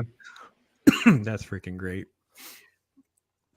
I don't mind them adding new force powers, but that Darth Vader punching the ground, yeah. That I was didn't all right get. with that more than I am all right with him getting pummeled with boulders in his armor, not actually getting hurt in any way, shape, Oh, or form. but he He's still a did get human in hurt. there. Pops, I do give him Pops, credit. we that, had a cameo by Obi-Wan- Geode and his Obi- family. It Obi-Wan was Geode and his family. Geode was attacking So- Vader like the whole so- freaking family. so tree. just think of this. He was attacking brilliant, right man. at the chest where he had But- the breathing. That part was good. That part I That liked. was- that was The good. chess piece was good. Yeah, that part was fine. Well, just think of this. We have a studio that said, okay, let's bring Vader and Obi-Wan to fight once again. And they're like, you know what? let's have them fight on 2 generic U.S. deserts twice. They love sand in Disney They Star love Wars. sand. They love sand. And I That's fought. how I opened our Halo. Go back to the Halo episode Yeah. 1 that we hated on. We're like, well, here's what I want out of my modern sci-fi. Just after finishing Boba Fett, more freaking sand. I kid you not. That's how And then- Halo started. And I then you hate look, sand. and you saw the It's concept art. coarse. It gets So- everywhere. So you It see gets everywhere. So you see the concept art for the Vader versus Kenobi fight, and it's clear it's supposed to be on Mustafar. Did they decide, oh well, that's too Can't expensive? afford the lava. Yeah. Let's Can't go afford lava. let's go back Sand? to another desert. Yeah, let's film it there. Yeah. Ugh. To be honest, if it was on Mustafar, I feel like I would be more upset just because that's so like. Well, I guess maybe I'd have to see what their reasoning was. Maybe they could have good reasoning, but based on what Disney Star Wars' reasoning has been so far, I'm sure it'd be something really dumb, and I'd be like, "You gotta be I kidding me!" think that was the idea in the first draft. There's, I don't know, just the show. I the discourse is real. So I think it's disappointing that Obi-Wan, like when Reva throws her lightsaber down in the sand because she's going to be good now, he didn't give her a magenta lightsaber so she could be good now. She needed to have a rainbow or like a purple, wouldn't be pink. good enough. They have to give her Manjetta. Hey, Baron. Howdy, howdy. Welcome, Baron. How you doing, brother? I'm surviving. I do live. I'm This is good. Yeah, Better than I the guess it is good. alternative. Well, yeah, I mean, this side of the dirt, you can't complain, can you? The worms are not getting fed yet. Let's just put it that way. But Anyone look Yeah, at his this- background and think it was like a treasure hunt back there? I'm ready to like start fishing around. Like, what do you got back here, Baron? It's like a freaking treasure hunt. This little, yeah, everywhere. Look at Oh. to your left, up and down, behind you. I'm like, oh yeah, what's this? What's that? What's It this? looks Well, like just he a got sec- well, mad just a at the second last here, just a second episode here. and he threw all one his moment here. stuff on I the don't Are know those if you can- are those graphic novels, Baron? He threw the graphic Yeah. novels on the floor. Right. He got mad. That's it. You fool. Okay, so I mean, as we go over here. Sorry, I've derailed your whole stream there, Mike. We were next. got We're down the my- rabbit hole. Look at all the cool droid action figures in the EU. Oh, look, Look at Shadow that of the EU, Empire. baby. Yeah, That's Oh, EU. you guy, some more of there's the crown jewel right there. Kathleen Kennedy, you're a liar, right there. 3 books, 3-volume set encyclopedia, and you said you didn't have a freaking roadmap. You had no knowledge. Of course, there's that. Kind of go down some magazines and such, and then some more books here. Let's see if I can do this right. Whee! And over there, of course, my comics is a mess in here. I've been wanting to move it. Those are my role-playing games. Mm-hmm. I have Star Wars, all 3 editions. Oh, there's my toy closet over there. Point your camera down for Krit. Is that a He wants Star to see Wars the Red issue? Godzilla. Go show What him now? the Red Godzilla. Krit likes that. Oh, that one? That's Spike, the dinosaur. Spike the dinosaur. That's my daughter's, actually. We got that for her when she was a Pretty kid. cool. Go back to the wall. Is that an actual comic or is that a print of? Yeah, These that's a up there, print. these are middle Those are- prints. Oh, that's cool. And of course, the one is the first issue. The other one, I'm surprised they actually had that. That was the first comic I picked up, actually, of Star Wars, that issue, which was issue 14. I got it at a flea market as a kid. And I didn't realize at that time there was a whole Star Wars comic series. My parents were kind enough to go and get me all the back issues, except for the first 6 issues, because I had the 2 big, giant-sized issues of the first 6 issues combined. So my dad said, I'm not going to waste money on that. But other than that, I have all the issues of Star Wars in there. Is that a Up Hoth? there. Is that the Hoth board game on the left? Yeah, down a that's, little? that's the original. Is that the board one. game? That's a vintage one. That's a vintage one. I That's got the freaking new cool, one man. too, because my daughter gave that to me because that's a Luke action figure. But that is the vintage one right there. I took them down so they could be looked at, compared together. We should probably let Mike get back to controlling his own show. I derailed his whole freaking show. It's all right. It's all right, Pops. Here on Pop Talk, I keep it flexible. There's a bunch of wiggle room. I love looking That at sounded people's like stuff, man. that It's sounded treasure like a hunt. great. It sounded like a great tagline. Right back here. Yeah, That is a good tagline. Exterminate, exterminate. that's about the furthest I can get, unfortunately. But yeah, You're cool, and the man. You're thing cool. This is nothing. I have more. I got a room across the hallway there that's full of books, more EU and other Battlestar Galactica, all that fun stuff. Baron, explain the soda can. Oh, that soda can there, that one I believe is the that one I think is the first Coke Classic can that came out when they re-released it. In the 80s. And then After there's the another one up protest there, to get rid of New Coke. way over there.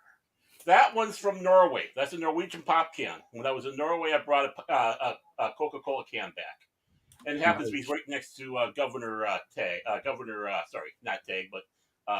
Tarkin. That was the Coca-Cola that Chewbacca's little kid drank in the Star Wars Christmas special. Now, if I'm correct, that one Star Wars comic, the black one, that's one of them that has Baron Tiggs in that, right?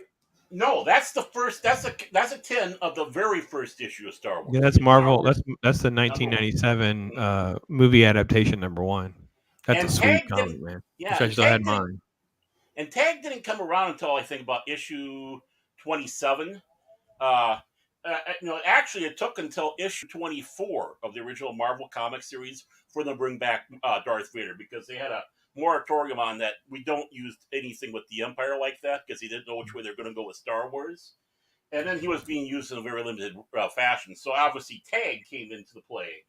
If I remember correctly, he had a pink lightsaber, but then they made it yellow, or it was yellow and they made it pink.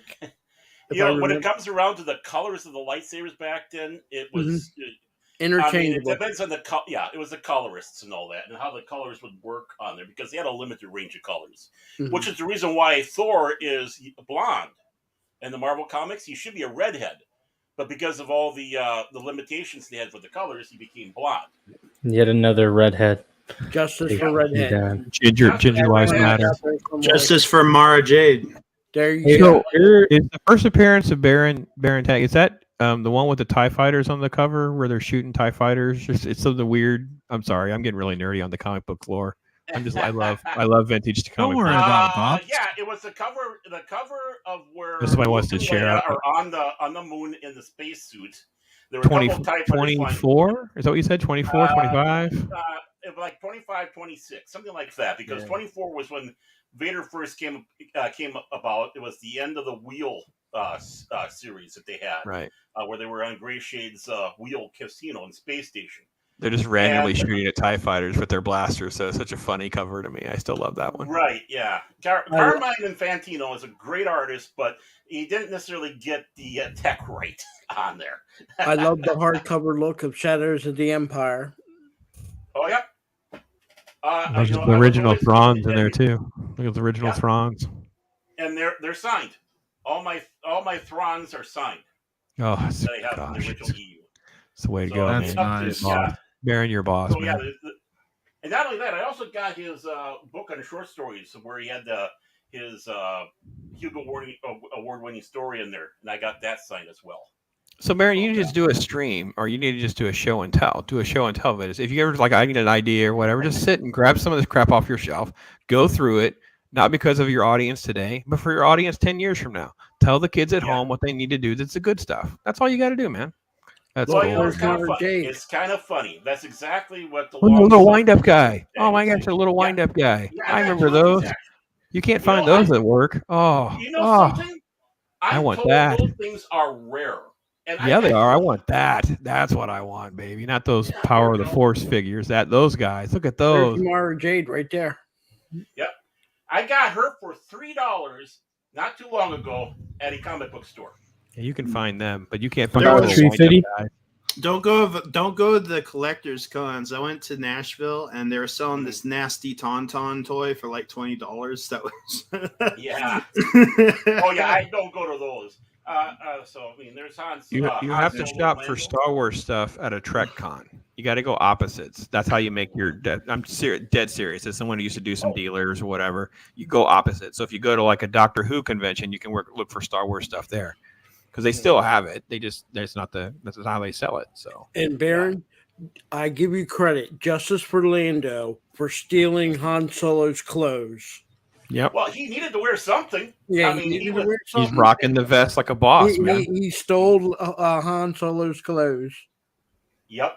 Vest, shirt, pants, shoes, everything. Blaster. You know, Yeah, even the belt and the he looks so blaster. good. He looks so good, doesn't he? And again, I got him for $3 at the same comic book store. And this sound I've had for a while. I got that TIE Fighter pilot again, $3 at a comic book store that I go to. And of course, I got these when they first came out. I got those at Kmart. I know exactly where I got that. Kmart and Shakopee when they got those out. So. All right. Sorry. Again, that's good stuff, though, man. Thanks for sharing. Yeah, well, yeah. I mean, like I said, I don't think I've been on a stream with you before, so I enjoyed adventuring. I just love it. Oh, I'm glad. Who was that? Who was that saying? I'm sorry, I wasn't looking. It was Pops, Pops, he didn't show us the secret, I seen you. secret stuff of Baron Tagge. He got another room. That's where he keeps all the good stuff. Well, that's where I got. Well, across the hallway is a spare bedroom. Got to use as storage, but I got like four bookshelves, 5 bookshelves in there, loaded up in books. All my Doctor Who Target editions that I got. I got all the Target ones. Actually, one of them might be a Pinnacle one, the American one. But I mean, all the things that they did for Doctor Who, I have those for the original run. The Battlestar Galactica, all sorts of different series, and over there is across me or next to me is my daughter's former room, and she's got a little couch in there. So I go in there and read. I use it as my reading room now that she's moved out, and that's just loaded with books now. So that's awesome. Well, you know what this means, Baron. You know exactly what this means. The third collector stream. Yeah, I know. I agree. And like I Sounds said, good to me, man. Anytime you want to talk comic books, hit me up, man. We'll figure something out. It's tricky, man. I love talking this stuff, man. Half my stuff with me, half my stuff with, because we bought a farm during the pandemic. So I work in the city, live in the farm. So I have 2 different places. I film here in the city. So I have so the stuff I'm reading right now is like on the desk right now is like mostly like the stuff I just got, like the Graham Nolan stuff, things I just got from his Indiegogo, things like that, and the graded comics and stuff like that. But the stuff like what you're showing on your shelves is back home at the farm. I only get to see it part time. It's like having visitation rights to my own collectibles. Yeah. And I don't even talk about the stuff. I got stuff downstairs in the basement as well, books. My wife lives in a library, and it frustrates her. She keeps on saying, I got to start selling some of my books. And it's like, okay, I got 2 copies, and I'll sell that one. I broke down and did it, man. I have to be honest. During the pandemic, I just broke down. I started grading some comic books and parting with them and stuff like that, and trying to make some space. And all I do is just I'll sell something and then find other stuff to do. So, yeah. Yeah, I've been meaning to crack open my comic book boxes and start reading them again. What I want to do is I want to move this office into my daughter's bedroom. It's a little bit bigger. Got the couch a little bit further away from the dogs. And then this one would be like a spare bedroom here that I got. And of course, I got a cabinet over there filled with all my minis, my Warhammer 40K. I got some Judge Dredd, other stuff in there. I mean, yeah, Star Trek blueprints. Remember the Starbird toy that they had back in the 70s? Yep. In the box. Wow. And the base. What's in the box?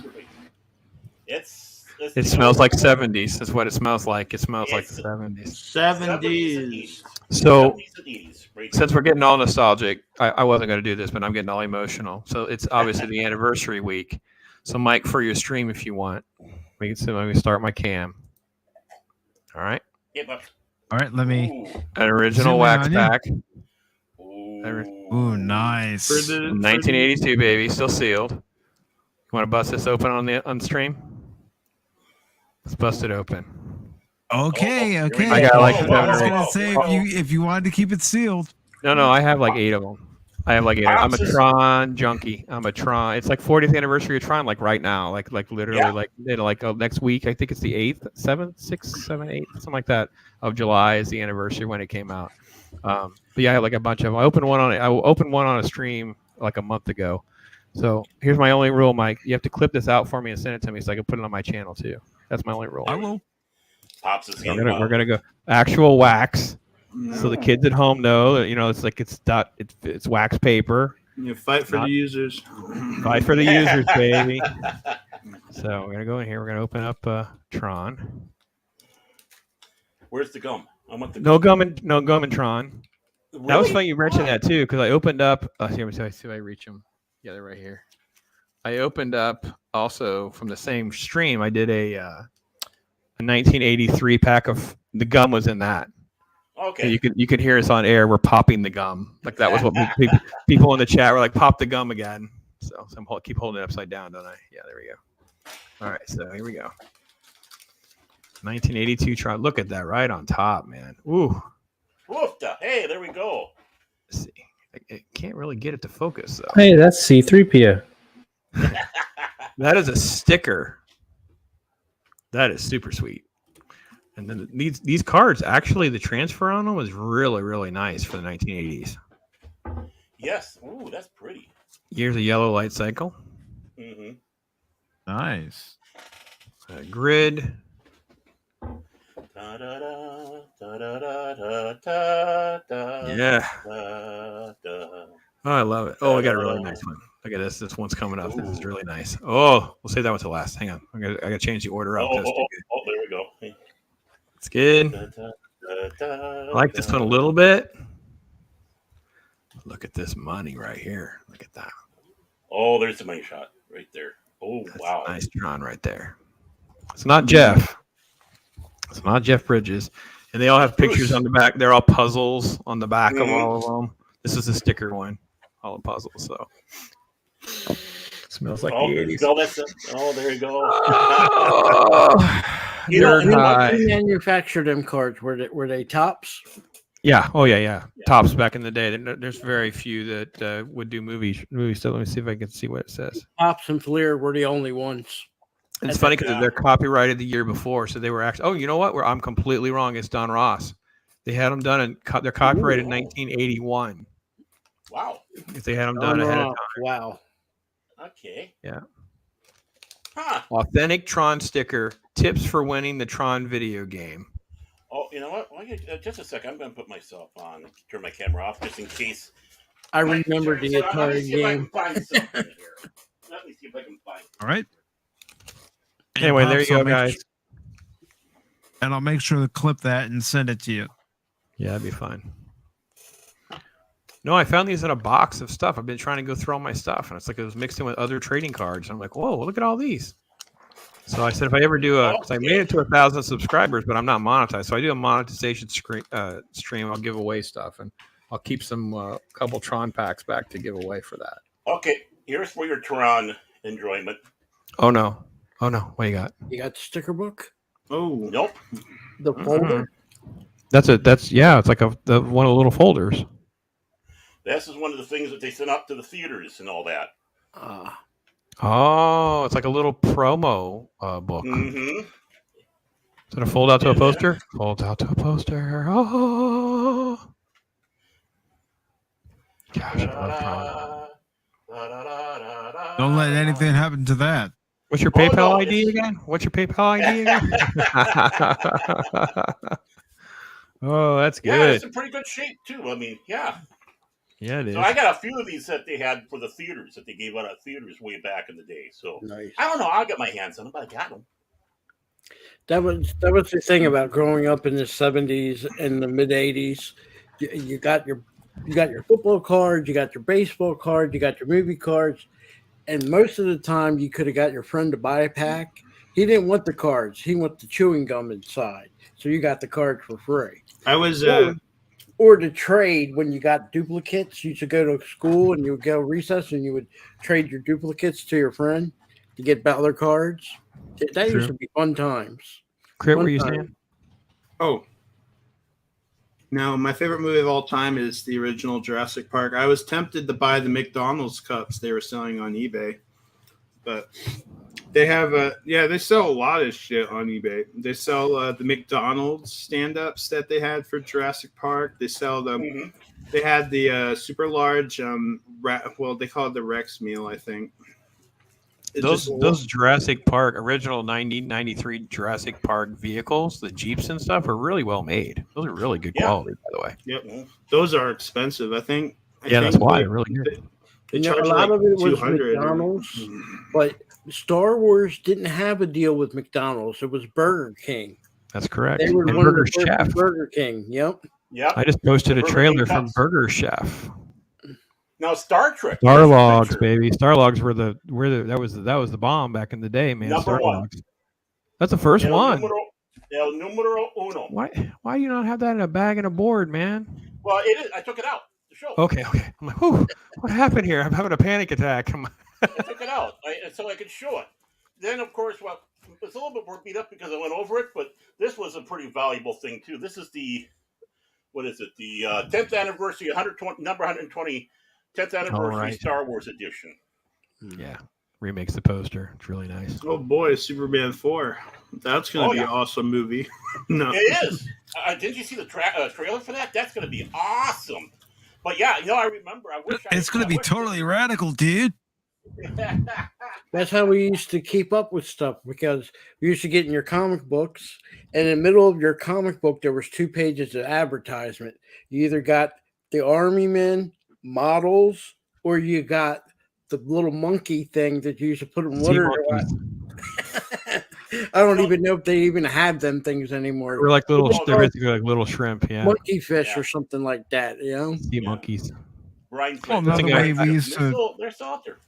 We crossed over 10 p.m. my time. I have to get a nap in because I have a stream at 6 a.m. my time with Wakazashi Tea House from Japan. So I have to go get a nap in before I do this again. So I'll have to bail out. I realized it was already 10. I'm like, holy crap, we were really gone. We really raved about the freaking Obi-Wan way too long. So, but it's always great, man. Thanks for opening the door. On Pops. Tell Wakazashi I said hi. Because Baron, Pops, me, we're the older people compared to them young whippersnappers, Woopah and Krit. They're whippersnappers. And now, old man. I was gonna say I'm not exactly a young whippersnapper myself. You're somewhere in between. You're the prequel trilogy. They're the sequel trilogy. We're the original. You don't look a day over 30, Mike. I would card you if you were asking for a pack of cigarettes. That's how young you look. All right, guys. Like I said, I have to bail out to get a nap in. I appreciate you guys opening the door for me and spending time with me, man. It's been a good time. I love it. Not a problem, Pops. Not a problem. You're always welcome, brother. See you guys. Take care. Nice to meet you, Pops. Bye. Likewise. And Baron, it does feel good because when I say back in my day, someone else can also refer to back in the day. I've been saying that a lot to myself back in the day. Back in my day, if you wanted to find out what movie was coming out, you looked at the poster out in front of the movie theater if there wasn't a trailer. Back in my day, if it snowed 2 feet, you still went to school and you walked barefooted, and you were thankful you walked barefooted. Both ways. Both ways. They didn't cancel school. Snow? Back in my day, if you didn't have a phone book and you wanted to look up a number, you would dial 411. No, we called the operator. That's how we did it. We called the operator. Operator, how can I assist you? Yep. That's how we didn't. If you always got a phone book, but if you tend to lose your phone book, 0 for the operator. It's like, operator, how can I help you? Yeah, I need to have the number for Blondie's Big Boob Cafe and dance hall, please. Operator, how may I help you? Hello, operator. Can you give me a new Star Obi-Wan series? They would hang up, Krit. Is that what everybody was talking about? Is that monstrosity of destroying lore and everything else with Kenobi? I wouldn't call it a monstrosity, more like a misstep. Well, let's put it this way. Let's call it what it really is. It's the prequel to the Riva bestest ever. Yeah. That's basically what it was. But, there were some highlights in that last episode. I can't say I hated it, but I can't say I loved it either. I just don't understand why. I mean, Disney just has no balls. They don't have the balls to kill people off. It's so annoying. Well, they do. But it's Luke, Leia, Han, all the others. They want to get rid of and they made it known. They want to get rid of the other ones. So they're more than happy. I'm waiting for them to waste off Lando Calrissian now. He got away. Well, he's in Got away. he's in his 80s, so I would not be He's surprised. protected by his female robot lover, who now is the computer on the Millennium Falcon. And I just put a fleshlight on my droid, and boy, whoa! Talk So about if Chewie hyperspace. wasn't on the Millennium Falcon in the sequel trilogy, and they left Lando alone, what do you know? Thing happened between him and the Falcon. You know, according to Disney, that's canon now. So Yep. I mean, That's they, just I mean, they're destroying. They're going to kill. They're wanting to kill off all the old ones. That's what they want. But then they have them, and of course, what is it? They kill off the Grand Inquisitor that is 10 years earlier than when he gets killed off. And they brought him back.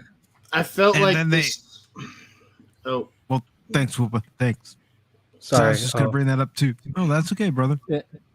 But it's just that's what frustrates me is like there's so much stuff. I mean, that would have been terrible and canon breaking, obviously. But it's just like one of the things that makes me, love. Part of the reason I love Jedi Fallen Order was because they made those bold moves. Essentially, they had a bunch of people where they introduced this character and then they're gone. And it's like it made it wasn't in like a flippant way. It was like it makes sense because yes, of course, people are going to die in this Jedi story that happens in between the third and fourth movie. It makes sense. We know what happened to most of these people, so when that person dies, it makes sense. It has meaning. All this stuff, they're either killing off people that Lucas made, or killing off people and then bringing them right back. It doesn't take any guts to do what they do.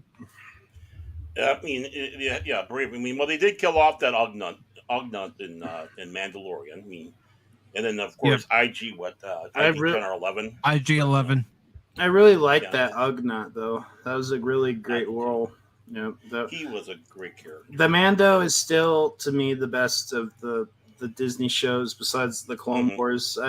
I just felt like after season 2, their quality has dipped really badly. Maybe it's COVID. Maybe it's just bad writing. Who knows?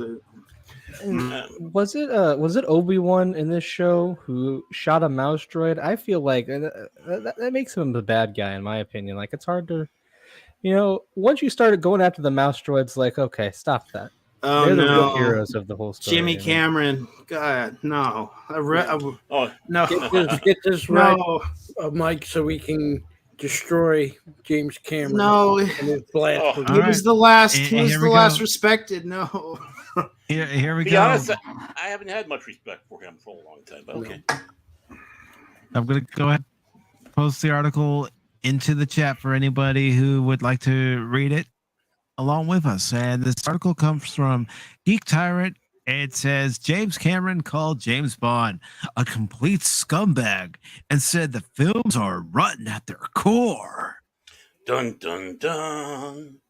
This is by Joy Parr. Oh geez, look, James Bond and Bond girls. I see nothing wrong with that. Oh my. Actually, I do have that soundbite, brother. I just gotta find it real quick. Well, first we'll play 2 of them. Yeah, baby. After all, Austin Powers was based off James Bond, and of course, oh my. So, the article starts off by saying when James Cameron was making his awesome 1994 action comedy True Lies, he shared his thoughts on the James Bond franchise, and he's clearly not a fan. In fact, True Lies was meant to highlight the things that he didn't like about the 007 films.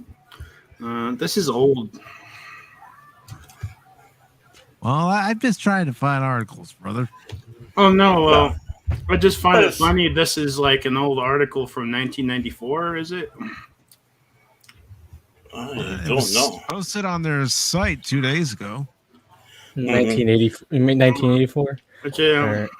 No, it's nothing's wrong, Mike. You found the article. It's just I didn't know this was an article from 1994.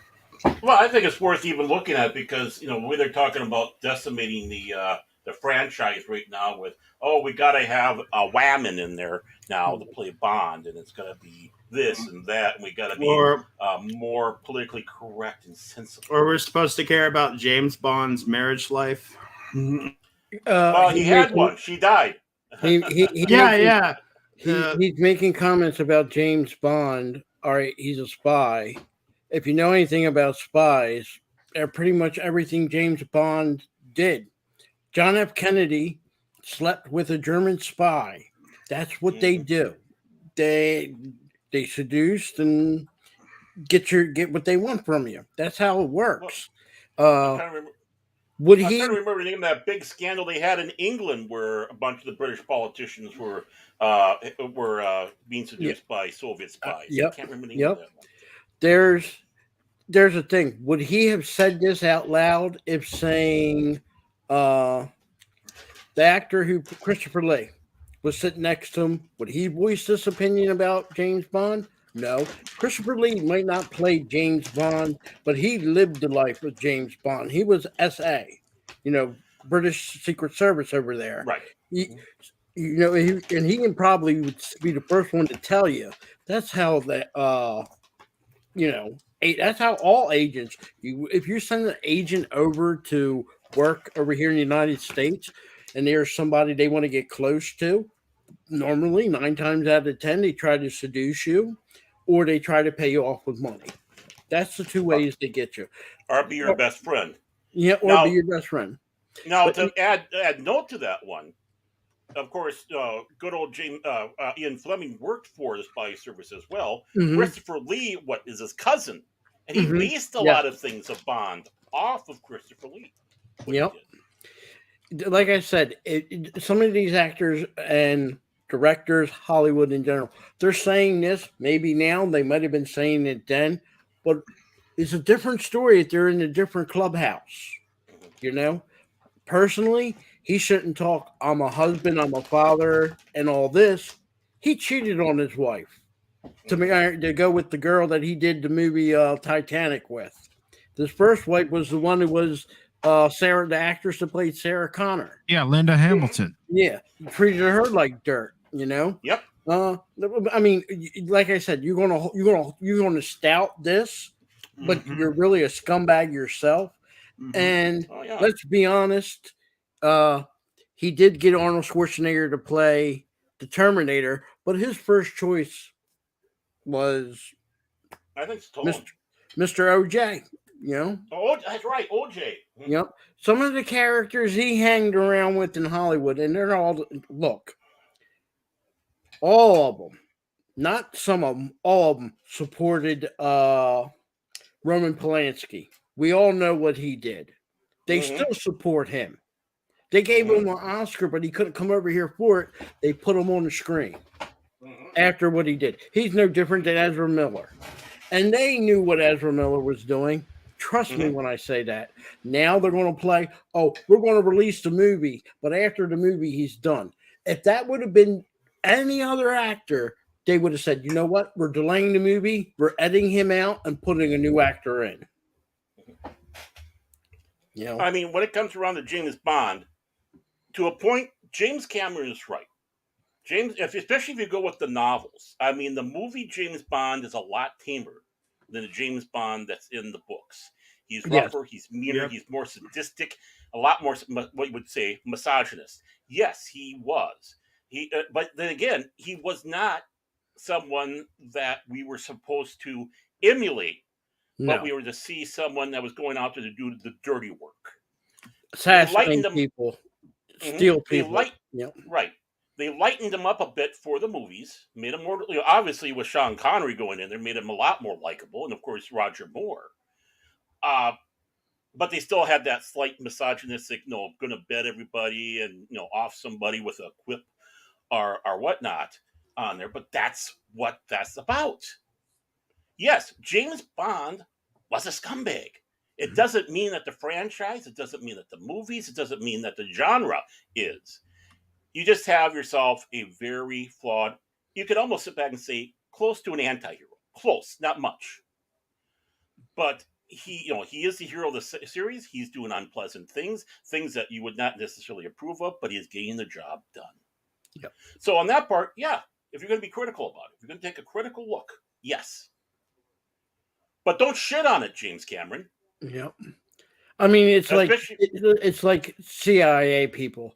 I mean, there's real people. They do these spy works, and they have to do some despicable things that our government can't even acknowledge. You're kind of pooping on them in a way, and you know, I'm sorry. Maybe he's jealous of the James Bond franchise. I don't know, but you know, to attack it like this, that's, you know what they say. You can attack things outside your expertise. What I mean by that, if I play baseball, I don't attack other baseball players or anybody involved with baseball. I can attack football, I can attack hockey, I can attack soccer, but you don't attack the people you in the area you're working with. Hollywood, this is their thing. Sometimes they eat their own, and this is an example of eating their own. I'm going to hold up. I am better than everybody else. I'm a father. I'm a husband. Okay, yeah. Maybe at the time when he was saying all that, that's after he cheated and pretty much ruined the life of Linda Hamilton. Yep. I mean, the emotional damage, because she was sidelined. She gave that lady a place to stay in her own house and everything, to have somebody kind of like pull the carpet out from underneath your feet, you know. Okay. Well, let's take a quick look at James Cameron, why I'm not necessarily a huge fan of James Cameron. First of all, Terminator. Terminator is a great film. I love the original Terminator. Actually, I like it more than I like Terminator 2. I just felt Terminator 2 was just a copy-paste with more special effects. Lazy. Very lazy. But what happened? He stole from Harlan Ellison and lost in court over that because he was stealing from Harlan Ellison concepts for the Terminator. He got taken to court. He hated it. He grumbled. Harlan Ellison's name had to be put in the credits, much to his chagrin. You take a look at Titanic. Oh, this great, wonderful, this film. It's a remake. It's not an original. This was a film that was done back in, I believe, in the 40s, 30s or 40s. There was a TV show, Titanic, SOS Titanic, that came out in 78, 79. Well, to be fair, Baron, there's been many films of A Night to Remember. It just really, Titanic, the movie, was more of a romance movie with the Titanic as a backdrop. And the movie Titanic. See, we had discovered the Titanic in the 80s, so we learned that yes, it did split in two, and you know, the Titanic film kind of just recreates that whole sequence pretty well. But it's more of a romance movie with as it is a backdrop. He wasn't going to get a film being successful if it was only based on the people and the ship Titanic. He had to throw a love story in there to bring the female essence in there. Most of the people that went to go see Titanic, I was one of them, was because I had a significant other that wanted to go see that movie.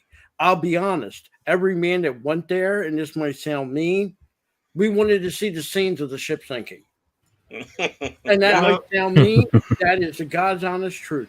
If anybody, a guy saying he went to go see Titanic for the love story, no. Oh, come on. To see it for. We want to see the seams of Kate Winslet. Come on. I'm not saying the villain of the movie. You mean the scene where she says, "I want you to draw me where this, where only this." I saw that in 3D. So, but going by what Baron says about him doing ripoff, I'm going to say another one, and it's obvious. He did that one with the, what's it called? The blue people. The blue. Avatar. Oh my god. Avatar. That's a ripoff of Dancing with Wolves. You can watch Dancing with Wolves next to that, and it's almost mirror image. That's a ripoff of every liberal arts class for the last 50 years or something. And he made it known this was a slap in the face to the Americans. This was going against the Americans. He made it known that Mr. James Cameron, I'm from Canada, I'm better than you are. Going out there and saying this was and he made it known at the time. This was a slap at the Americans for their colonizations that they were doing. Like Right. England, Canada was- never did was anything kind of- like wasn't- that, wasn't- right? Yeah, they were part of that too, for the British Empire. Oh know? yeah, that's the And, thing. and hello, the British and the Commonwealth, you still owe us not for just World War One. You still owe us for World War Two. You still have, they still have not paid us in full back what they owe us for World War One, and I am talking money that they borrowed for Lend-Lease, for buying ammunition and everything to support them in World War One and World War Two. They still haven't paid us back for it. I think what we need to do is we need to pass a law that says any American can go to London, take some tea, dump it in the Thames, and steal one of those funny British Guard hats. I feel like then I'd be okay. I think we can count the debt. And repaid. James Cameron, he has problems, but I can't help but say he's one of the few original directors right now in Hollywood. He sticks to his vision when he works on something. And, he produced what I consider to be one of the best sci-fi movies of the decade, Alita Battle Angel, which will probably never get a sequel because Disney. Because I would love a sequel to that. I'd like a sequel to that too. I mean, another movie he did was Abyss. That's pretty much alien in water. Yeah, the cast hated working with him on that because he almost killed a couple actors. This is an example. You can like a person being a director in their craft. You don't have to like their beliefs and their politics. Right. You don't have to. I do like James Cameron as a director. As a person, a role model, or someone like that, this would be the last person I want advice on what my morals should be. Or telling somebody that's working, every country in the world has a spy agency. And some of them things people have to do to protect themselves and their country, it's unspeakable. But that's what the job is. We don't know how many dangers somebody in the United States and the CIA has saved his country from disaster. And maybe he's a little jealous of, I hate to say it, James Bond. Some of the best actors that we had over the last 5 years played in James Bond. I have no complaints in James Bond. Up until if they're doing what I think they're doing to it, then yes, I have an issue with it. But James Bond to me was a spy thriller. That's it, nothing more. Roger Moore, he already had experience in that genre when he plays the Saint. That's pretty much James Bond, just under a different name. And in fact, there was an episode of The Saint where he was passing himself off as James Bond. Yep. And we have to remember, 007, everybody thinks, well, James Bond is the same person. No, James Bond is the name of the agent that has 007 as a designation. Not the same person. Roger Moore's James Bond is not the same person that Sean Connery played. They're different agents. And the ones that follow him is different agents. They're not the same people. They're not the same people. It's a designation. 007 is a designation. Code name, James Bond. Anybody that has the 07, that's what they use as a code name. I don't know what 06 is. I don't know what 05 is or 08. But they're never the same people. But people move on. People die. And Well, more time than anything else. But, well, I mean, let's take a look at on this aspect. Well, first of all, one step back to Titanic. James Cameron normally smeared real people in that film by calling them, all sorts of horrible stuff when they weren't that. But the James Bond saga is so influential, for crying out loud. George Lucas and Steven Spielberg. If you ever watch any of the Indiana Jones films, they're set up just like a James Bond film. You have that little opening, like they have for the James Bond opening, and then they go into the main film. And that was done on purpose. And there was a reason why they tried hard to get Sean Connery for Last Crusade, and they got him. Don't forget, James Cameron did something unhistorical in Titanic that he actually paid for. One of the officers did not shoot himself and commit suicide. But he portrayed it that way. The family was in an uproar. He literally paid them to say, "Don't sue me." So that to me, if you're trying to do a historical thing, you want to try to be as historical as possible. No movie's 100% historically accurate, but to take somebody that's in a disaster and say, "Oh yeah, he shot himself," but no proof of that. Well, No let's proof of take that. a look at the big mistake that he made in that film. He used real people's names, real actual individuals. If you're doing something like that, look at the movie Memphis Belle, based off a real situation. But all the names were changed for the crew of that plane. All the names were changed. They're based on real people, but they didn't have the same names for that reason. How can you sit back and then specifically point if a character was doing something bad? That was me. And that's what a lot of people did in these films. If you had a character that pulled a stunt like that, they made sure it wasn't based on a real character unless it was actually documented. The and thing James is, Cameron was too dumb for that.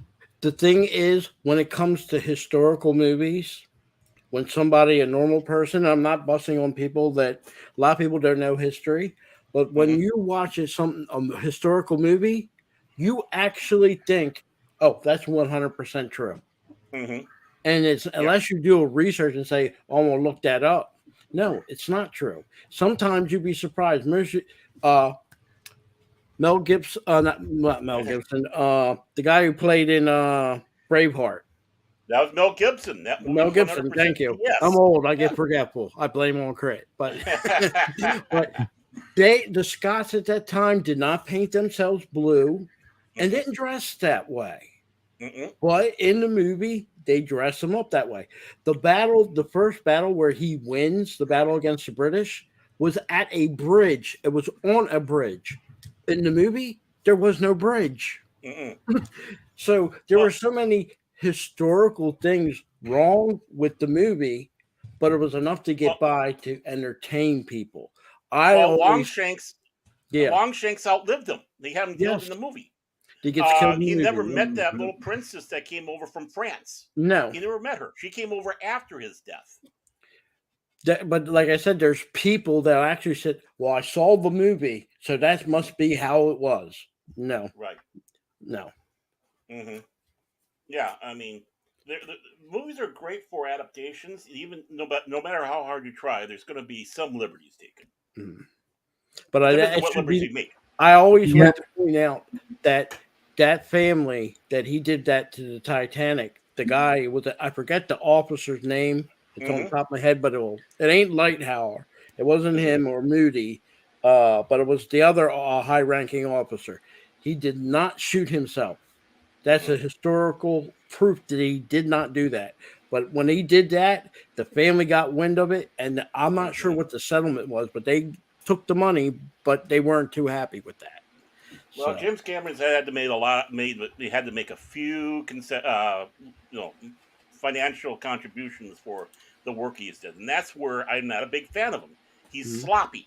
He's sloppy in that area. He's a great director. He knows he's got the eye, but he sometimes is so brazenly stealing stuff, or he's so brazenly out there being cheap and spiteful that affects.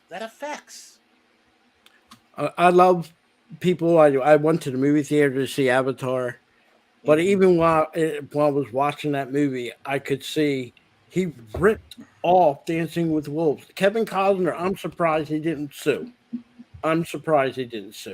There is nothing in that movie. Like I said, if you watched Dancing with Wolves and you played it side by side from Avatar, it's practically the same movie. It's Dancing with Wolves in space.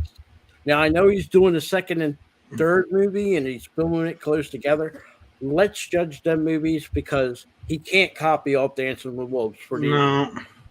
I would say I'm excited for Avatar 2 because I'm kind of just tired of these sequels and these, Marvel films. Like, I don't know, Avatar just seems maybe something new.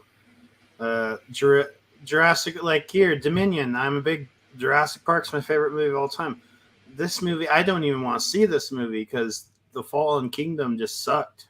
So, But he's like, I'm isn't tired. Avatar a sequel? That's a sequel. Avatar, no. yeah. They're going to have one.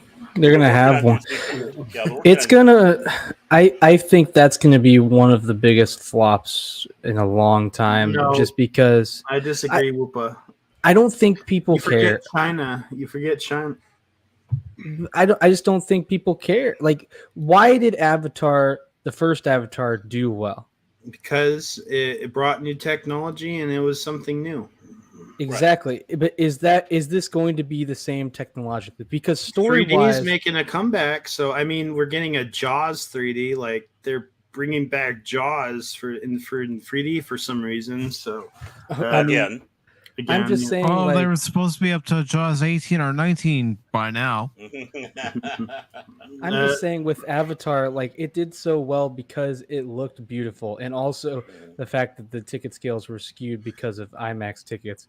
But it's just the fact that the story for Avatar, look, maybe I'll hurt some people's feelings, but it's one of the worst stories I could ever think of. It's just absolutely trash. Again, It that's how you think, but some people feel the same way as you. I've heard that.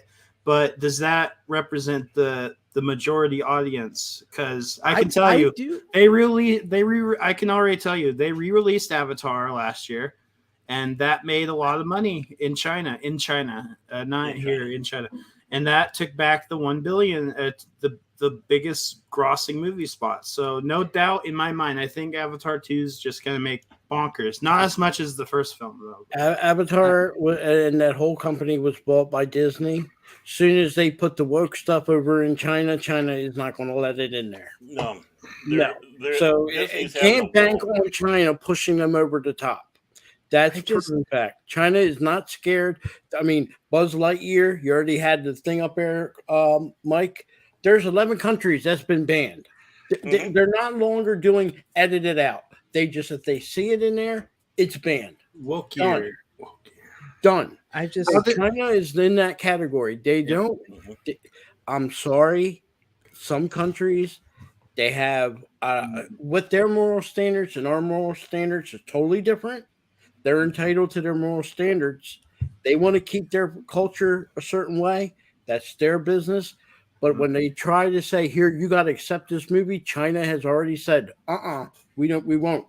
And China is not scared to lose money or backing out of something that involves them. Well, Speaking of Titanic, they just announced, and funny enough, they just announced that Titanic is going to be remastered again in cinemas this Valentine's Day in 4K 3D HDR. What?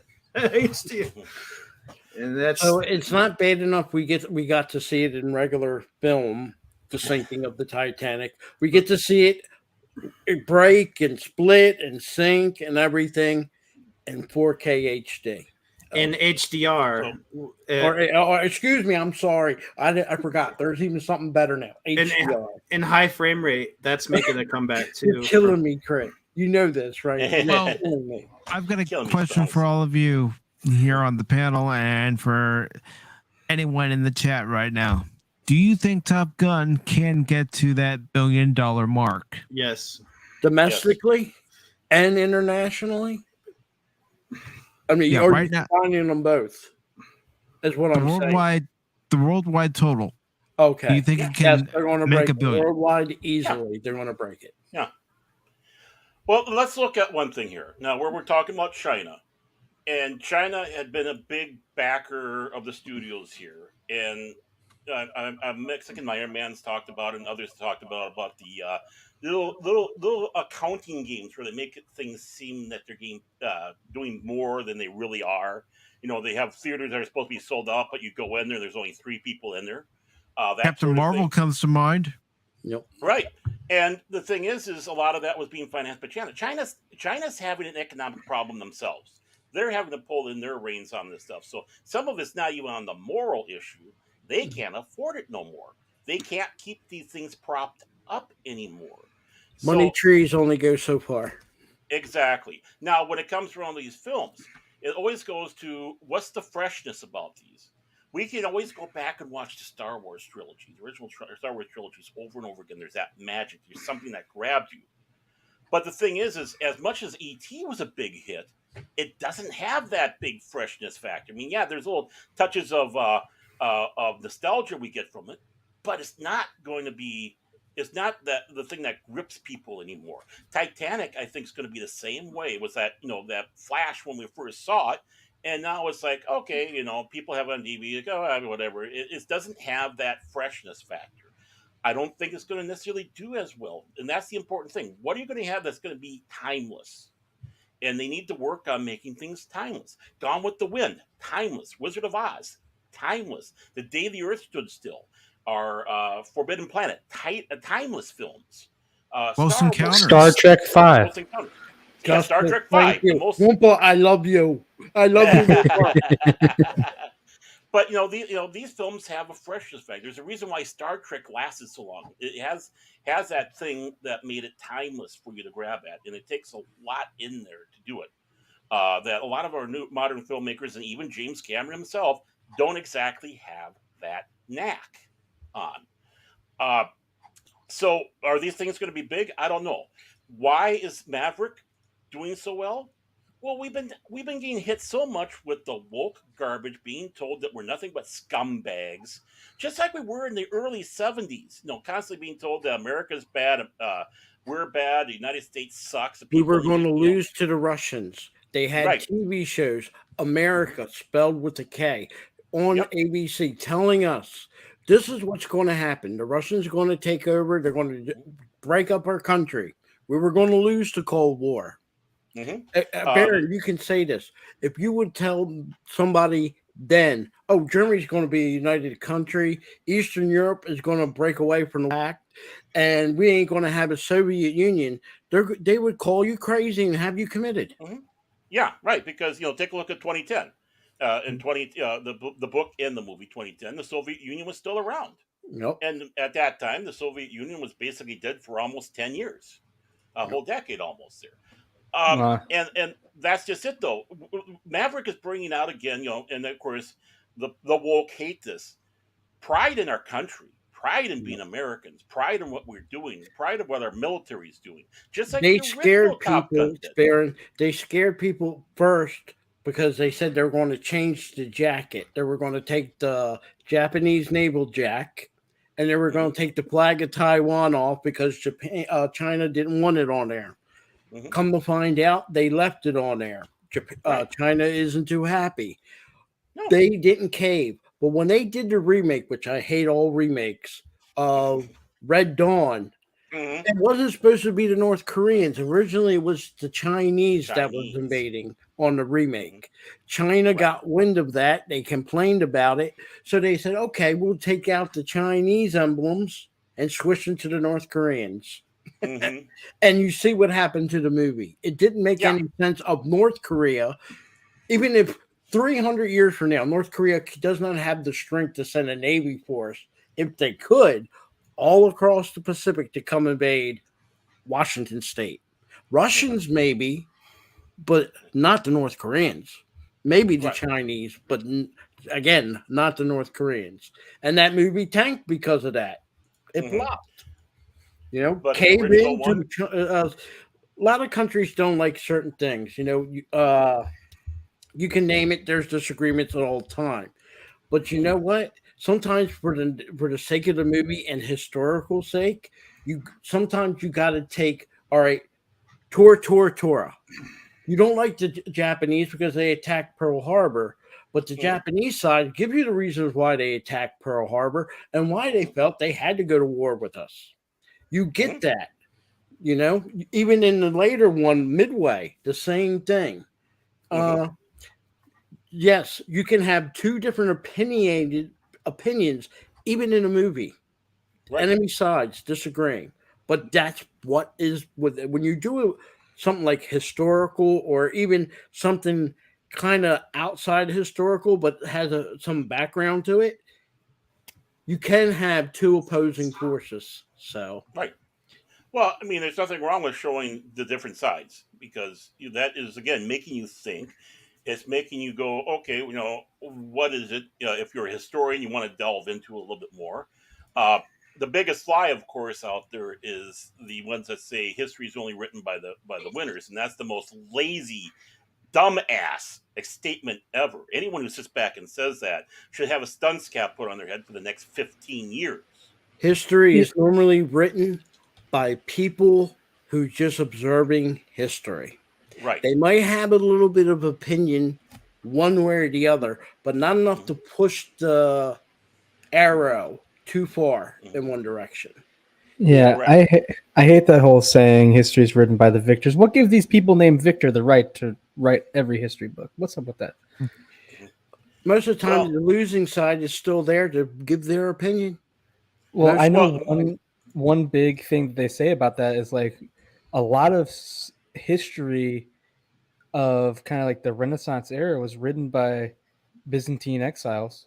They were the losers, but they came back, told their stories, and that's what got disseminated. But you also got, like, for example, the Turk side. Their history ain't gone nowhere, and they still tell their side. You see? That's just it. History is not a job for lazy people. No. You It's a got hard to job. research. It doesn't make a difference what section of history you're doing. A big myth here, United States, we are a democracy. No, we're not. No. We're a republic. There's a difference between a democracy and a republic. In a Greek-style democracy, 51% can rule over 49%. In a Roman-style republic, you got to have 2/3. You purposely make it that one side has to try to work with some people across the aisle in order to get things to work. Because when you have 49% being ruled by 51%, even though it's a small margin, that tends to lead to civil wars. That's how civil war starts. You always got to reach out to the other side, even if you don't agree with them. Hey, can we work on this? Can we work on that? There's always a common ground. That's why a republic works more than a democracy. That's why our founding fathers set it up that way. Well, yeah, it's actually a representative republic, and actually a lot of our government, as much as we want to point to Rome, oddly enough, came from Icelandic Viking era, where that country is the oldest republic in the existing republic in the world. You're looking at 1,000 years of being a republic.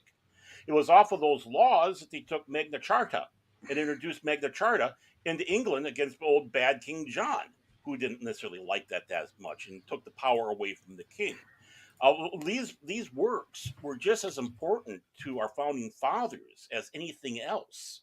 And when you have a representative republic, what do? A bunch of you get together and say, okay, you're going to go and you're going to represent us at the council and you're going to speak for us.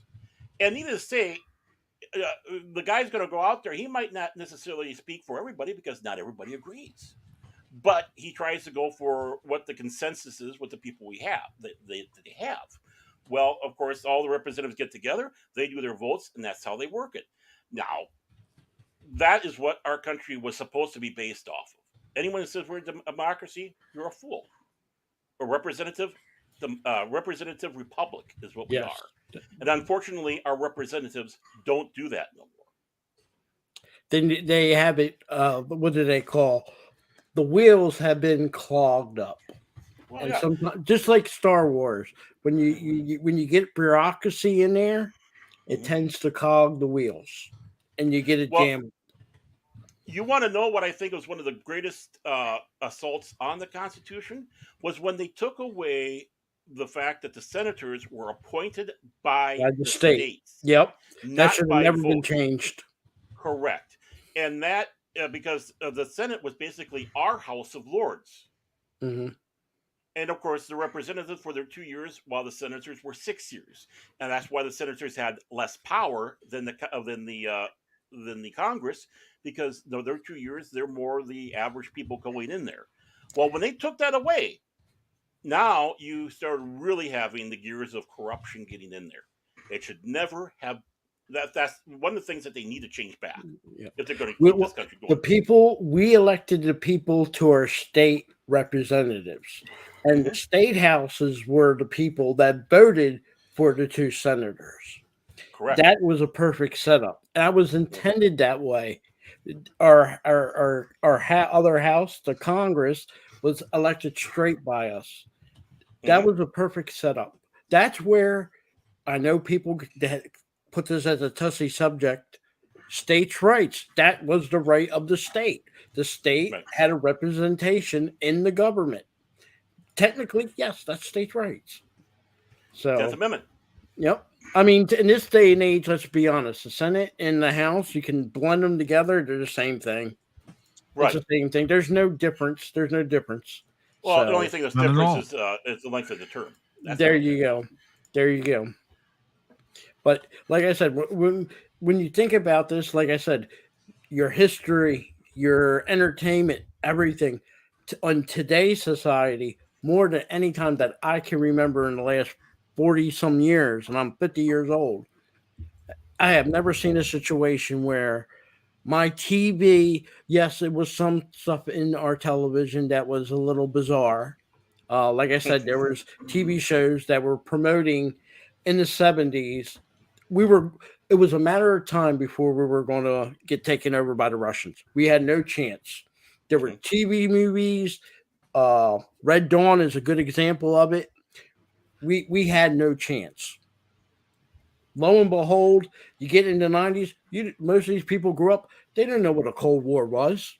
How every move we made, the Russians were copying and everything. Or, it was even talk, bearing you remember, how long before the Western Europe was going to sell us out. Don't sell them short. It's still going on. They have a chance to make a comeback. Don't trust the EU. That's all I gotta say. Yeah. We had this saying, even now more than ever. We didn't need the world.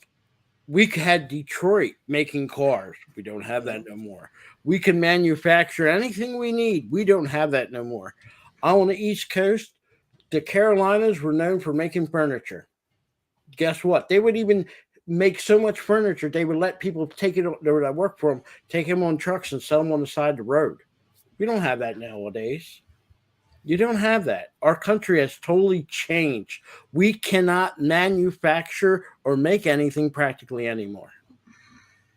Your cars, I went to a dealership with an ex-girlfriend, and she went to buy a brand new car. And when she went to buy the car, it's had 1% American/Canadian. And I said, what is the 1%? I'm just curious, though. The mirrors? The tires? He said, maybe the gasoline. Maybe the gasoline. But that's enough. That 1% was enough to consider it in an American-made car. Overseas, like I said, you make a car and you send it overseas, automatically there's a tariff on it. If it was $15,000 with the tariff, it's $25,000. If a baseball player went to go play in Japan, they never count their stats over here in the United States. Why? Because Japanese baseball, the fields are 100 yards shorter. To hit a baseball, a home run, an average of what? 419 feet, if I'm correct. Mike? Depending on the ballpark, it could be 400 feet. It could be 410 feet. It could be as short as 390. Mm-hmm. Now imagine if it was 280. I'm just saying. They go over there. They don't even count American players that play, might go over there for a couple months, might go over there for a year or two, or sometimes longer, and they come back. Their stats not count because guess what? Their field's shorter. The rules are different. Same thing for a baseball player coming over here. Japan does not count their stats. And a lot of teams do now lately have Japanese players on there. Mm-hmm. I'm just saying, I'm just trying to point out, yes, there's similarities with other countries, but there's differences, even in our sports, our entertainment, everything, there's differences, Well, since we're bringing up baseball right now, I might as well give a score update. Major leagues.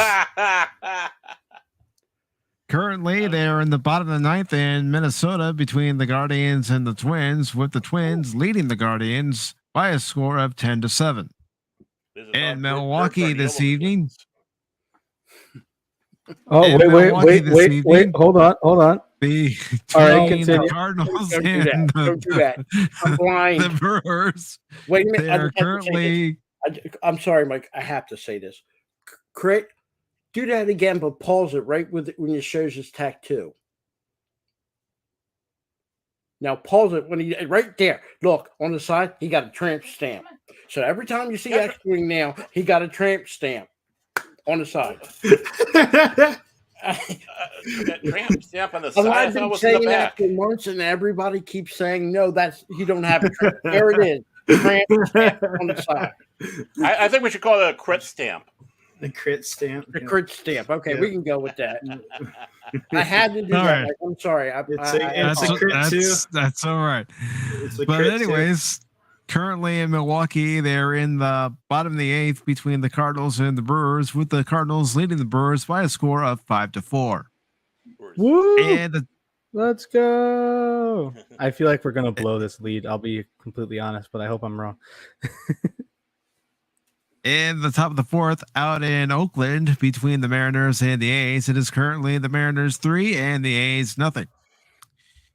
In the bottom of the 3rd, in Anaheim, between the Royals and the Angels, they are scoreless.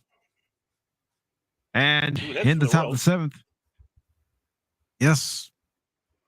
And the top of the 7th, they are currently in a delay between the Nationals and the Orioles in Baltimore, with the Orioles leading the Nationals by a score of 7-0. Now your finals for this evening.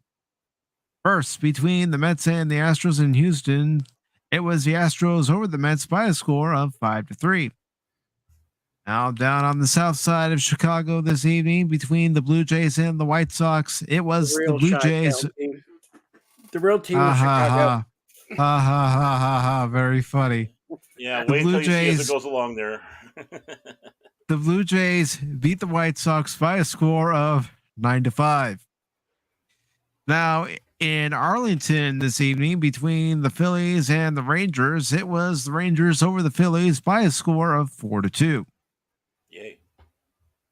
In San Diego, between the Diamondbacks and the Padres, it was the Padres over the Diamondbacks by a score of 10-4. In Cincinnati, between the Dodgers and the Reds, it was the Dodgers over those Reds by a score of 8-4. Down in Miami this evening, between the Rockies and the Marlins, it was the Marlins over the Rockies by a score of 7-4. And I hope you're all sitting down. Hold on to something. The B team. The B team. This evening in Pittsburgh, between the Cubs and the Pirates, it was the Cubs over the Pirates by a score of 14-5, with Keegan Thompson getting the win, his 7th on the season. And well, we won our game for the week, Or 3 the errors, month, though. or the month, or maybe the rest of the year. 3 errors, 14 runs. That means in tomorrow's game, the Cubs won't do jack squat. Well, he has faith, doesn't he? Well, if you've watched the team like I have this year, you'd be saying the same thing. He doesn't have faith in their heart. Sorry about that, Captain Finn. And in Boston this evening, between the Tigers and the Red Sox, it was the Red Sox over the Tigers by a score of 6-2. Down in Tampa this evening, between the Yankees and the Rays, it was the Yankees over the Rays by the score of 5-4. And in Atlanta this evening, between the Giants and the Braves, it was the Braves over the Giants by a score of 4-3. Tomahawk chop. There we go. Just there you go. Everybody. You want to... So an impromptu edition of the box score. Since we're talking about baseball, can I complain for a second? Can I air my grievances? Sure. Sure. As long as it's not against the Cubs, I got No, it's enough not problems against. with them. It's not against the Cubs. I won't beat you guys while you're down yet, at least. But no, how merciful of you. No, so our new manager, Oli Marmol, who I don't like, hate this guy. I mean, I'm sure he's a nice person. Don't like him as a manager. This whole week, we had a 3-game series against the Red Sox. We lost 2 of them I believe by 1 run, and it was both times we had a 9th inning rally, but didn't get it because we put in one of our crappy relief pitchers who let up a bunch of runs late. That sounds familiar. We refused to use our best guys, Helsley, Gallegos, and Cabrera. We just flat out refused to use them, essentially, and all because Oli Marmol said Helsley's only going to be used in high leverage situations. Gallegos is only going to be used when we're even or up 1 run. You know, we're not going to use him in a game we're down by 2, which if we had a good relief pitcher that we put in there would have won us the game probably. But we didn't want to do that, right? We didn't want to have them. So instead, 2 days after the Red Sox series, or was it 3 days? 2 games after the Red Sox series, we are in a game. We're up by 1, so we put in Gallegos. Okay, that makes sense. I think he pitched 2 innings or maybe just 1. He did a good job, and that made sense for him to be in. Well, we scored 3 more runs. So we're up 6-2. We are up by 4 runs, and what do? We put our best relief pitcher, maybe the best relief pitcher in baseball right now, Ryan Helsley, in for 2 innings while we're up by 4 after our manager was like, well, he's only being used in high leverage situations. And guess what? Of course, we won the game. We would have won the game regardless, unless we had someone blow the game by spectacular proportions. We put the guy in, they said only high leverage situations. And now guess what? This game, we're down by 1 run. You know who we don't have? Gallegos or Helsley available because we put him in a meaningless game. We were up by 4 runs already. I hate this. I have 2 questions. Woopah, are you sure the name on the back of the jersey doesn't say Ross? I don't know. I think he might be paid by the same people sometimes. You know? Woopah, I'm going to ask you these 2 important questions. First, all right. Does St. Louis still follow the Oakland A's thing about 50 pitches for each of their pitchers? They believe no max more than 50 pitches actually pitched? Or did they get away from that after La Russa? I don't think we had that during La Russa. But La Russa, a lot of people, if you remember the Moneyball thing, La Russa was the one who came up with a lot of that. And only a pitcher can do 50 pitches. After that, his arm, supposedly, the theory, the arm shot, and they need to come out. I don't know St. Louis, because I know St. Louis did a lot of things Oakland when the ways the A's did when La Russa was there. So I don't know if they still follow that. And we don't still do. I don't remember us doing that at any point. Maybe we did, but the other question is real quick, and this is going to hurt Mike. In your fantasy world with your St. Louis Cardinals, if you're in a playoff setting for the NL title, would you want to win it over the Chicago Cubs? Always. I'm sorry, Phil. I didn't hear that last part. He disappeared. How crazy! What happened there? I'm Wow. sorry. We've lost connection. Phil McCracken's not there anymore, folks. I'm sorry. Oh, no. It gets worse. Woopah, would you win the World Series of the Cardinals versus the White Sox and you win it in 4 and totally destroy the city of Chicago forever in baseball? Hey, Mike, I don't think he stopped talking when he did that. I think he kept on going. Yeah, it sure seems that way. That is the Chicago nightmare for them to have the Cubs lose the NL championship to the St. Louis Cardinals, and then the White Sox have to face them in the World Series only to lose. That's the Chicago nightmare. We already beat the Cardinals in a playoff series 7 years ago. He's going back 7 years ago. I'm going back. I'm going for the future. That's the first and only time the Cubs and Cardinals have played in the playoffs against each other. When was the time the Cubs were? When was the last time? Repeat it. 2016. 2016. Against 2? 6 years ago. Against 2. The Cleveland Indians. And how many games? That's what they were known as. How many 16. games? The Cleveland Indians in 7 games. 10 innings, 7 games, 8-7 was the final. Cubs win. Eat that, Phil. It's okay. Woopah, now I know why the St. Louis Cardinal fans despise the Cubs. I understand now. It's just what you gotta do. Oh, he got disconnected again. He's still probably talking too. So weird. He should do something about that connection he's got. I got excellent connection. I blamed the Chicago Cub fan. He's mad because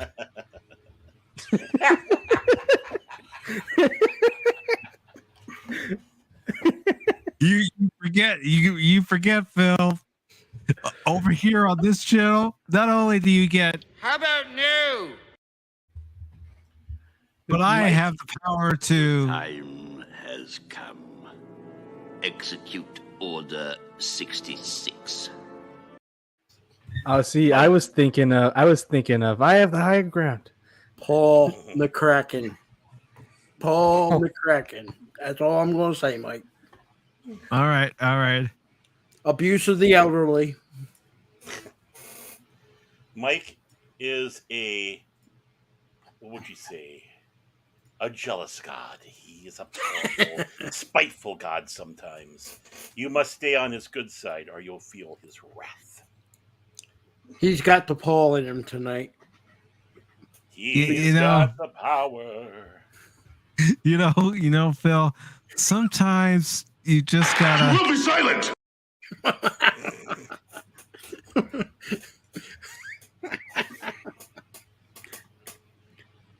You kill me, Blake. You kill me, Mike. Boy, Worf looked different there. Oh, you want a clip of Worf, you say? Oh, well, okay. Maybe you didn't exactly say it, but I do have a clip of Worf. I know you do. He's the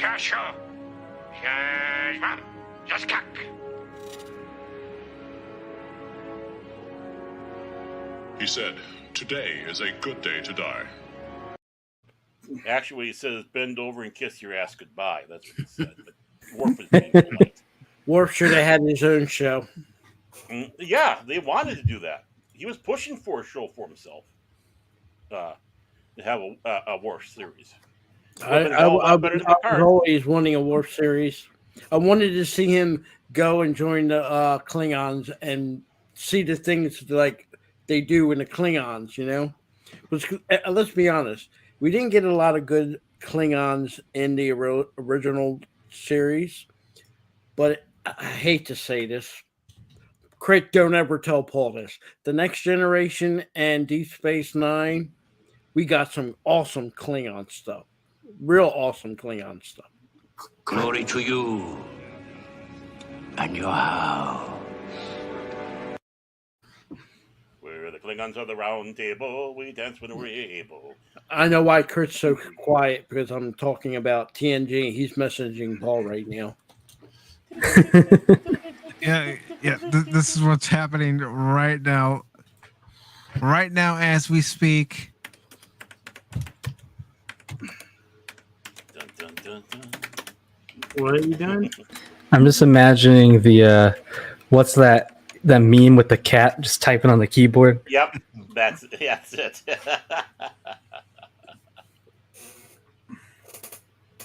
I think you're absolutely correct. Yes. So. Well, you know what? I think this is something that we can sit back and have for poor Phil McCracken. That's right there. I think if you want to bring that up. Help! I'm being repressed!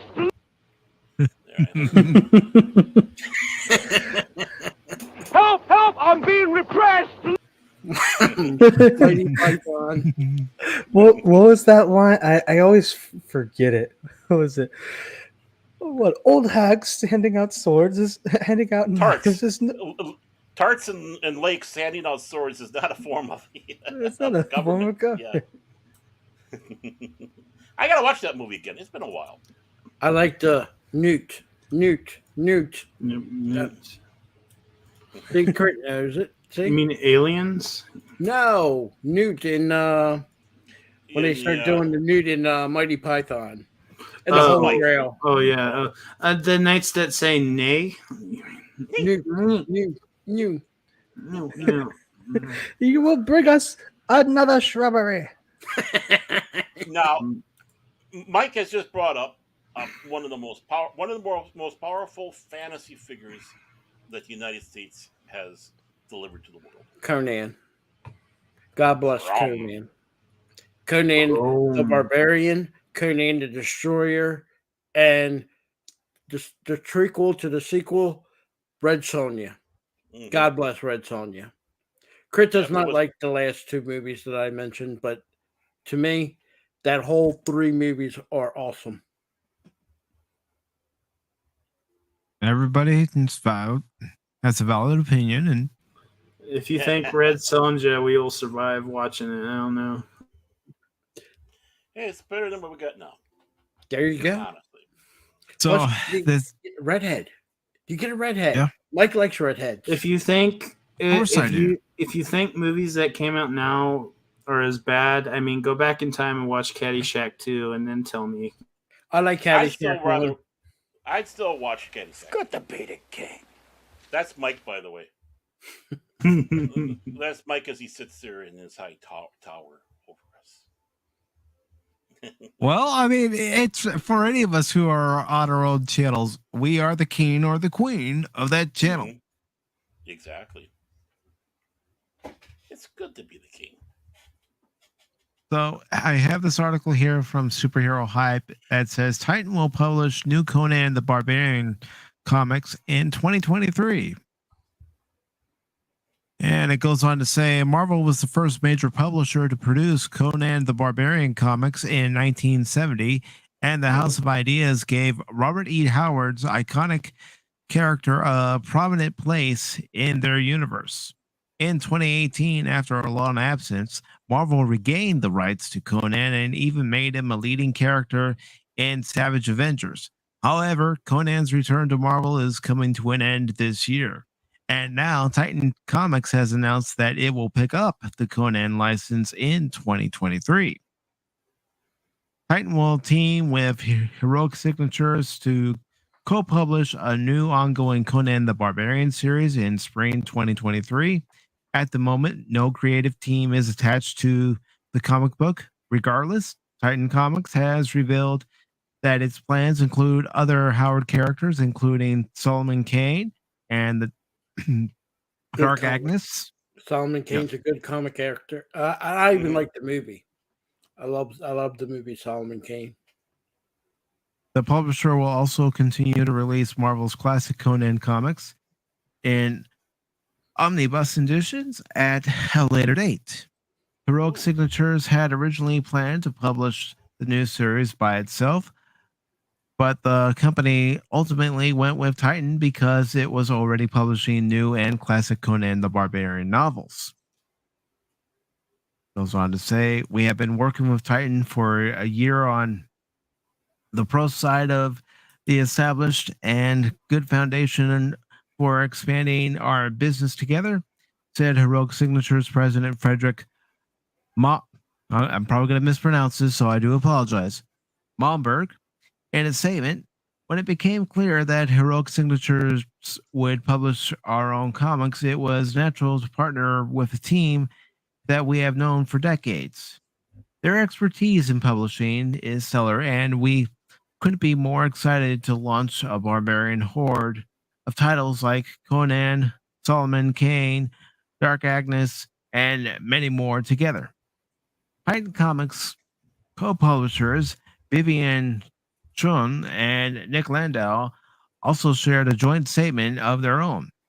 Following on from the Conan fiction and illustrated books, Titan Books is publishing this year with Heroic Signatures. We are very excited to be extending our relationship with our longstanding colleagues, Fred and Jay, and their incredible team to include comics, graphic novels, and archive editions through Titan Comics for all the Robert E. Howard properties, which we will be launching in 2023. Conan the Barbarian #1 will be released in May 2023. So there you go. A new publisher for Conan the Barbarian comics. What do you guys think? Didn't Dark Horse have Conan for a while too? I think so. Yeah, I think so. They neglected to say that part there. But I mean, the Conan. I collected Conan the King because when Star Wars ended their run, they said, okay, what comic do you want to finish it out with? So I started with Conan the King. So I started reading those. Those are pretty good. But what I mean, Titan. But the only thing I know of Titan is I collected some of the Warhammer 40K comics that he came out with. My disappointment with them is they just seem to be very short, very brief. Not like the day that we had 22 pages of comics. It seemed like it was kind of skimpy on there. I'm sorry for laughing, Baron, but Woopah just shared an article with me. I'm just being laughed at. But please continue. Oh, okay, yeah, sure. I mean, as it goes, I'm not fully familiar with what Titan is or how woke they are, and that's the big thing. They can't make Conan woke. They can't make Solomon Kane woke. No. Solomon Kane was a very dour, let's go out there and kill the infidel type of character. Yep. If you change that, you've destroyed the character. I don't know much about Dark Agnes, and it makes me wonder if they're going to do what's his name, I got a mental block on his other great kind of barbarian story that he had pre Conan. What's his name? Hercules played them in the movie. They did a movie on him. But I know who you're talking about, Kevin Sorbo. Yeah, I can't think of the name of the movie. Yeah, Cole, I hate. Cole. Yeah, Cole Conqueror. Yeah. I mean, the same thing with that one. I noticed that name was absent in there, and that was kind of an important forming and shaping of the character of Conan. Two different type of characters, but it was still important in there. How woke are they? Anybody know Titan well? I mean, I have not read anything that from Titan. I don't know much about them. I'm sorry. I don't know anything about them. Most I know is, like I said, I got like 4 issues of their Dark Angels series that they had for them, and they seem pretty well close to what the lore and kept to the lore on Warhammer. Yeah. But other than that, I have no idea about these guys. But the fact that they're re-releasing the old comics, it'd be great to get those omnibuses and start from the beginning again. I'm glad that they're having anything with Conan, bringing back Conan. I personally don't think nothing that associated with Disney would do anything good with Conan. So anybody else is, they can only go up from there. Conan. As far as comic books, I mean, let's be honest, comic books are on their way down. It's a sad thing. And it's not that we can't have great comic books. It's the woke infection of comic books. And I'm sorry to say, there's a young generation growing up that can care less about comic books. I mean, I put them in the same endangerment as baseball cards, football cards, and stuff like that. In this day and age, a person more that's young isn't likely to go get a comic book unless somebody gets them started into a comic book. If they're going to go online, they want to see more of an animation, like anime style, if they can do an anime style Conan. Well, that's just the thing is yeah. I mean, comics are always introduced by somebody to the kids. The thing is, the comics are still alive, but just like you're saying, it's the manga. Mm-hmm. It's the Japanese comics that are coming over, and why? They're not woke. They refuse to have it in anything of that like that in Japan. They absolutely 100% refuse. And they make sure that when those manga come over, that they are not changed. So you're getting this unfiltered, unwoke comic series, and where are the people that were originally getting DC and Marvel and the others going now? Manga's shooting up. Yeah. Comics are still popular. It's just American comics. Yeah, that's where I made the mistake. But I don't even think. I mean, when they all start going under one publishing house, and I'm not sure how many comic book companies are left American. Mm-hmm. I don't see them even today pulling a profit. The only thing I can see them doing is pulling in anime comics from Japan and printing them, which is a sad thing because our comic books used to be the one everybody wanted to have. Right. I could think of it as a kid. Daredevil, not Daredevil. There was the little devil look baby thing. It was a comic that was just as big as Marvel. Oh, you were talking about the Harvey comic one? Yeah, I can't Yeah, I think know of what the you're talking name of about. it. Yeah, I got a mail block on the name, but Little Devil or Little. Yeah, Little Devil. There you go. There you go. Like And that, yeah. there were so many different comic books in the 70s, early 80s, even into the 90s. If I said you want to get into this comic, somebody read it. Oh wow, I'm going to buy these comics. You go today, unless it's Japanese, they're going to say, I don't want it. I mean, look at our cartoons. Most of our Right. cartoons don't exist. They want the Japanese cartoons. Well, and I the don't reason blame why, them. again, is they're woke. The one way to get the people back to us is to get rid of this garbage. Yep. Get rid of this wokeness. Get rid of this stuff where men are bad, Americans are bad, women, and we got to make sure we have the 51 flavors of Benetton or whatever out there for no reason, no explanation. Let's just go out there, just change stuff so we can feel good about ourselves and try to placate people who never read the stuff in the first place. Yeah. They're trying to placate people who have never read this stuff, and No. more importantly, never intend to. So what you're doing, you're cutting your own throat. That's how stupid they are. They rather kill their industry than accept that they're wrong. The Warner Brothers, I blame them. Like in DC, they rather make a TV show like Batwoman, and that no way in any world should that have gone past 3 episodes. How it got 2 seasons and the funding to approve for 2 whole seasons is beyond me. Well, It got 3 seasons. Oh, excuse me, that's even worse. Well, the sad thing is, Phil, they think they are doing the right thing. They think this is what people want.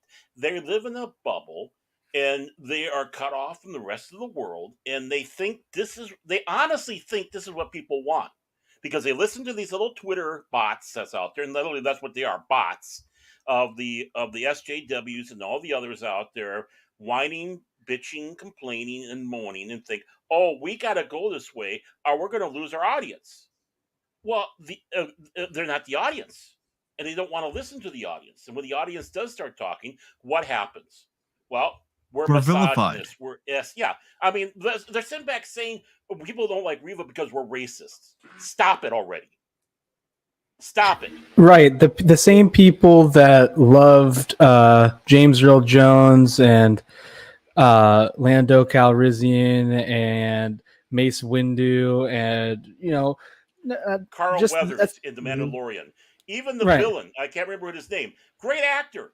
And no one's sitting back saying anything against John Carlos him. Esposito. Yep. Thank you so much. Moff Gideon. But Mike, here's the thing. Me and Baron can say Lando. When Empire Strikes Back, and even after the Empire Strikes Back, we have never heard anybody complain about Lando. Ever. No critic complained about Lando.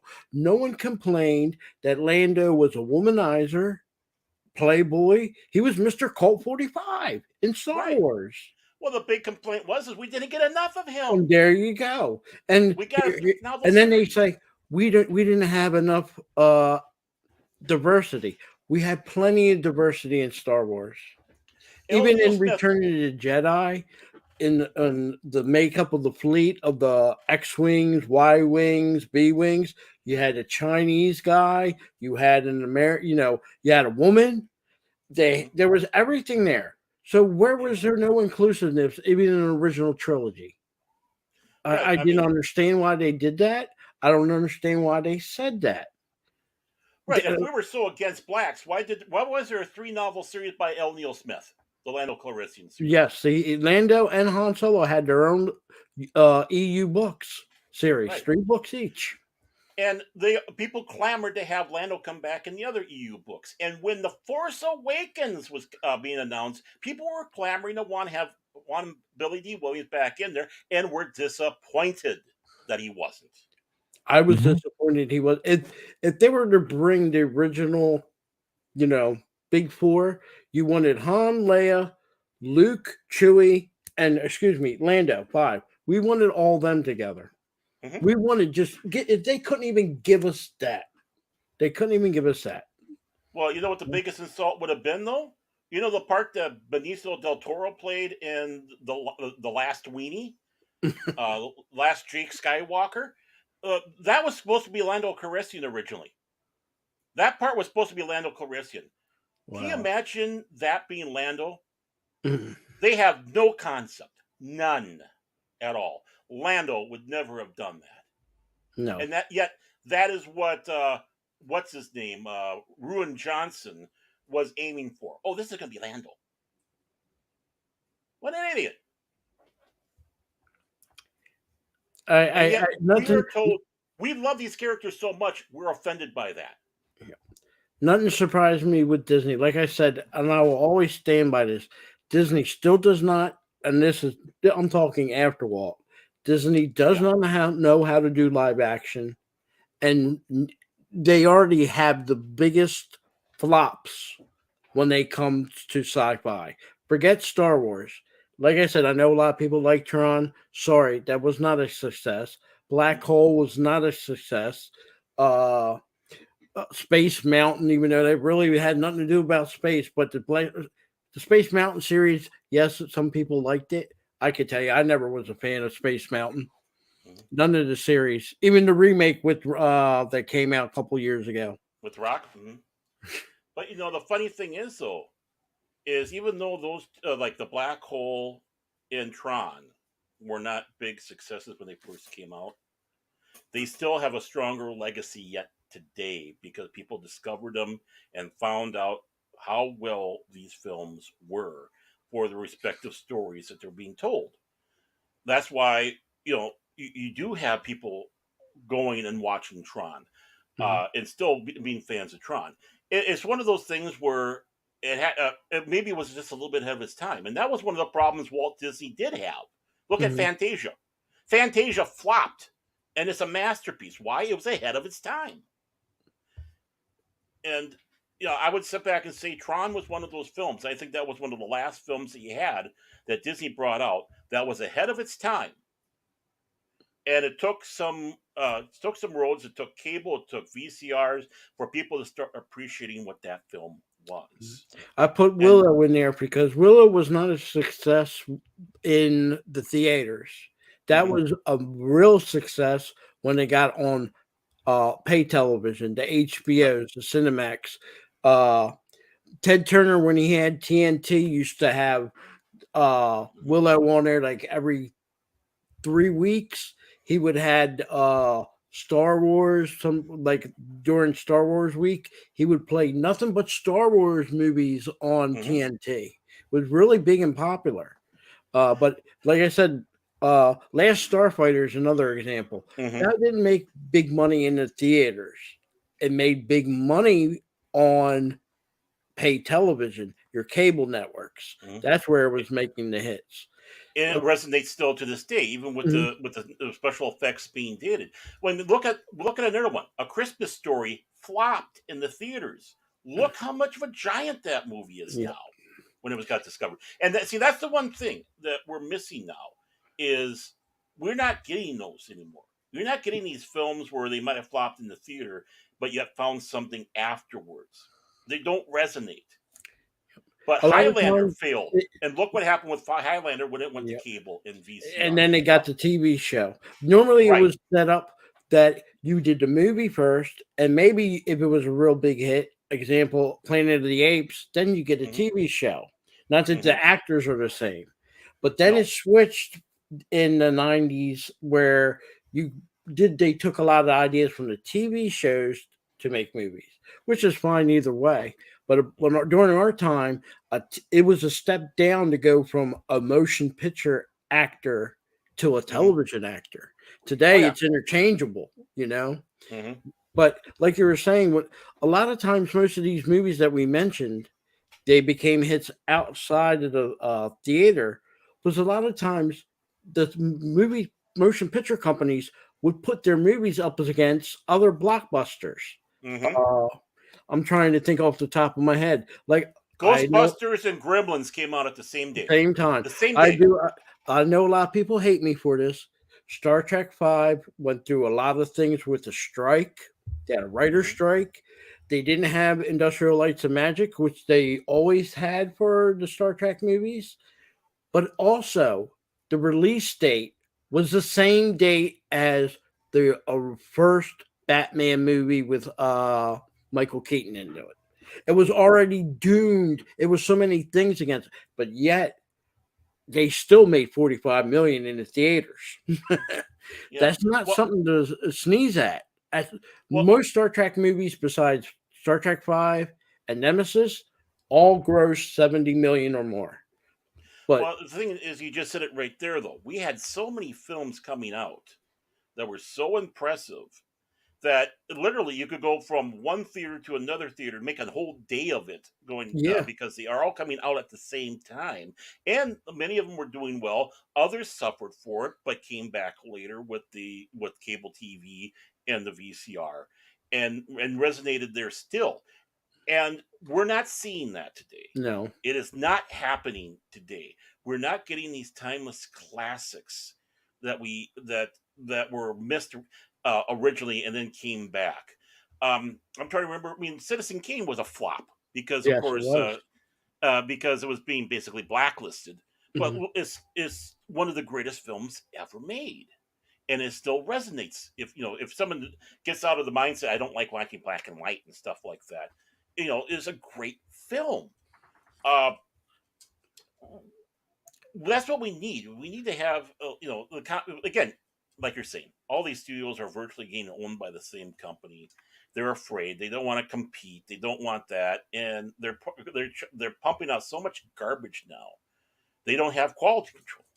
I think they do the fakeness, like we all know. Like we mentioned, movies that they claimed the movie theater was sold out and it wasn't. I think even Disney has deals. I'm not sure which movie theaters they had their deal with. Other ones have another movie theater company.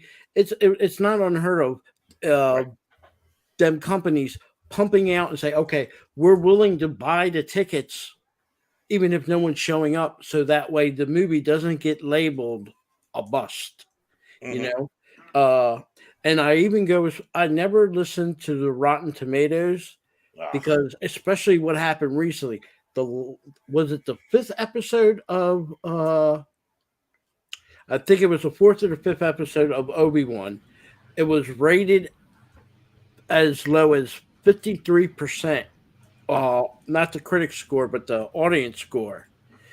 Then another person, I'm going to mention his channel, nothing against them, I just figured don't mention it, but he did a video about that, and 1 hour later it jumped up to 63% approval.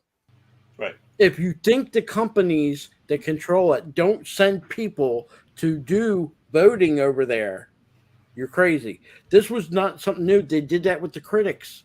Siskel and Ebert, they say some people were under certain companies would never give a negative review to certain movies because the other companies are contributing to their show, so we can't do a negative vote. Original Star Wars, they voted they were lousy movies. They gave them bad ratings.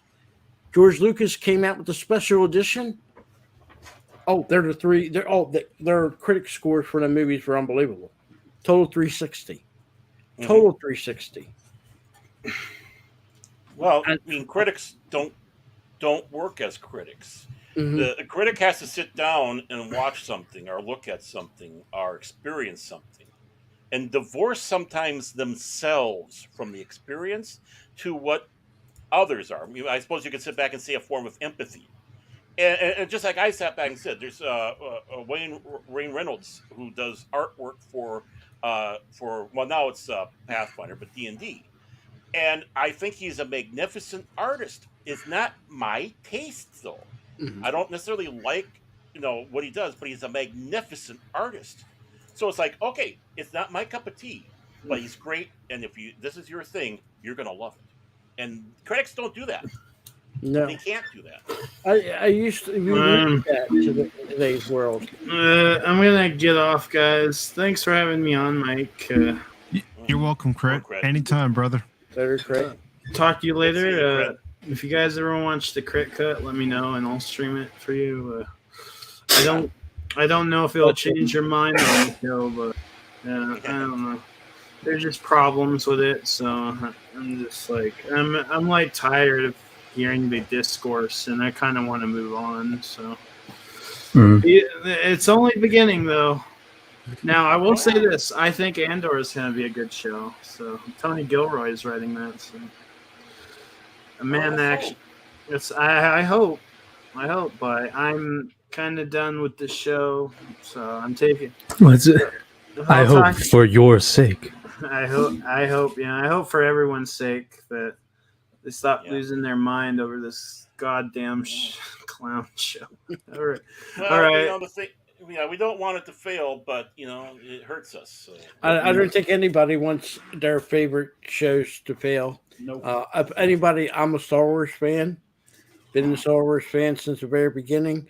I never wanted to see this. I would love to say to you guys, everything's great. Everything they put out is great. I can't say that. That's all. It's not the I truth. can't say it. And it's a sad world we live in. Like I said, People are like that, though. Everything. I can't wait to resubscribe to Disney Plus. $80. Yay!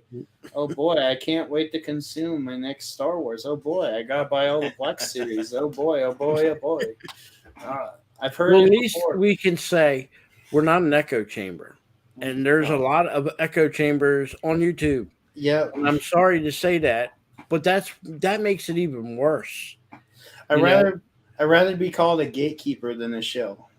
There's nothing wrong with being a gatekeeper or lord keeper. Nothing at all with that.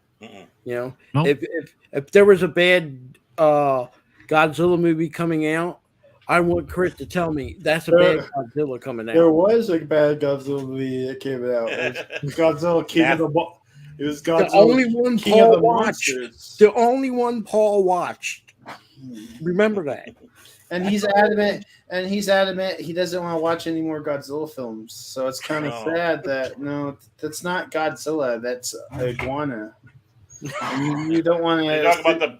You're talking about the Broderick film? Yes, yeah, that's the only one he's seen. And I told him it's not a Godzilla film. It's not a. Well, the thing is the Godzilla, the base, they don't even call it Godzilla. They just call it Zilla. They don't even acknowledge it as Godzilla. I think even Toho let the copyright expire for that. So it's all right. I gotta go. So talk to you later. Thanks for coming on, Krit. See ya on TNT. See ya. All right, brother. TNT. Yeah, I think I'm gonna go ahead and wrap this up because I do have a live reaction to the 4th episode of the Orville coming up here in a few minutes. Nice. Dun, But Star Trek should be. While everybody's here, you guys on the panel, and those of you who are still in the chat, and those of you watching, Thursday night, 8 o'clock Eastern, on my Discord, I am having a watch party as a way of saying thank you to everybody who subscribed to the channel and got me over the 200 subs mark. It's going to be in the watch party section of my Discord, as I said. And the movie that we are going to be watching is Terror on the Prairie. Oh. Someday I'd like to be invited to the Discord, but I understand if you have me under the naughty list. I have invited you. No. You've rejected the invite. No, I didn't see it till it was too late. You're definitely not getting it now. Like, respect the elders. Sometimes we forget things. It happens when you get old. Phil, you said you're 50? I'm 50. I got you by 3 years. It's okay. I'm full-blooded Italian. We mature faster. I was shaving at 13. I thought you were going to say you were started shaving at 2. No, no. Mama mia. But I was able to walk in 2 feet of snow barefooted at the age of 2, and thankful that I was able to walk through the snow. and killed him a bar when he was only 3. Yep. And played in dirt. I played in dirt. I was so grateful. Was that right after it got invented, or that was BC, back in the BC era, before chocolate. Played in dirt. I played in dirt. Yep. Ate dirt, played dirt, rolled in the dirt. Yeah, we didn't roll in the hay. We rolled in the dirt. It was we rolled in the dirt. Mike's over there laughing at me. I am, but it's a good kind of laugh, Phil. But yeah, send me if you can. Send me the link again, and I'll click on it and make sure I join it. What do you mean? What do you mean again? What do you mean again? I'm doing it right now. I have Discord open right now. It's in the chart there, Phil. I don't see it in the chat. The regular chat. You gotta go to the I see YouTube chat. Oh, there it is. No, that's the Nightbot thing. I can't do that. Send it. DM me to the Discord. That's the link for my Discord. Do it to me on DM. What is this? So I can just click. What's with this generation? They need everything handed to them. What's up with that? Mike, send it to him in smoke signals or a carrier pigeon. Oh gosh, Phil. I mean, it says quote unquote, I don't have access to this link. I know this ship like the back of my hand. There you go. Why you're picking on me like Paul does? Abuse of the elderly. You gave me a link to the Discord, and it says every time I'm clicking, this link is to a server or a channel. You don't have access. Well, how am I to join something? Of course, I'm not going to have access to. Folks, this is Phil McCracken. Get used to him. I represent the elderly. We shouldn't be near electronic devices. I don't even use a smartphone because I'm not smart enough to use it. Okay. He was all smart. I own a smartphone. I tried. But I know this is bad, but I'm just used to clicking the link and you go. Okay. You want to make it more complicated? Here you go. I'm sending it to you again. There, you got it again. You happy now? No. Yes, because now I joined. Guess All what? Right, now, quick, kick him from the Discord. Phil McCracken joined the Discord. Well, now on your Discord, where is that you have for the watch parties? Does it say watch party? I have a section for the voice chat called Watch Party. What you have to do is enter the lobby, and then I'll pull you into the watch party section. Oh, okay. Yeah, I'm coming in there, and then it's going down there, and and talks Friday nights, promote your channel, pro wrestling, Tuesday Night Trek, live streams. Oh, I'm as bad as Phil. All right. For anyone who decides to join, I'll give you a little crash course. When you come to the server, you'll see a section called Voice Channels. Oh, there it is. I see it. And there's a lobby. Okay. And then it says connecting. And that says there's a little Orman tag there, and it's got a little green around it. Voice connected. And then I can say stuff that'll get me banned. And then I just pull you in. Pacific. Whoa, hello. Thank you for that. You're welcome. Got 11 things up here. Oh, of course. I didn't need those ears. Okay. I learned something new now. I didn't even need mine either. You know, I'm 44. Don't need them anymore. You're so young. He's a young man. I'm only 6 years younger than you. That's almost a decade. That's a whole generation. I still know what it's like to play in dirt and bleed and still play. We played in dirt. We played in leaves. We used sticks. You guys have these lightsabers. We had sticks. That was our lightsabers. Actually, I had a lightsaber that was inflatable.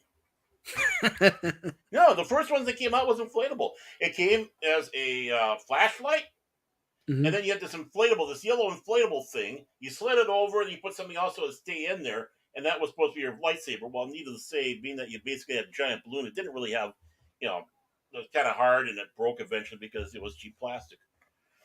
That's what she said. I was given a Han Solo blaster. By the way, Han Solo shot first.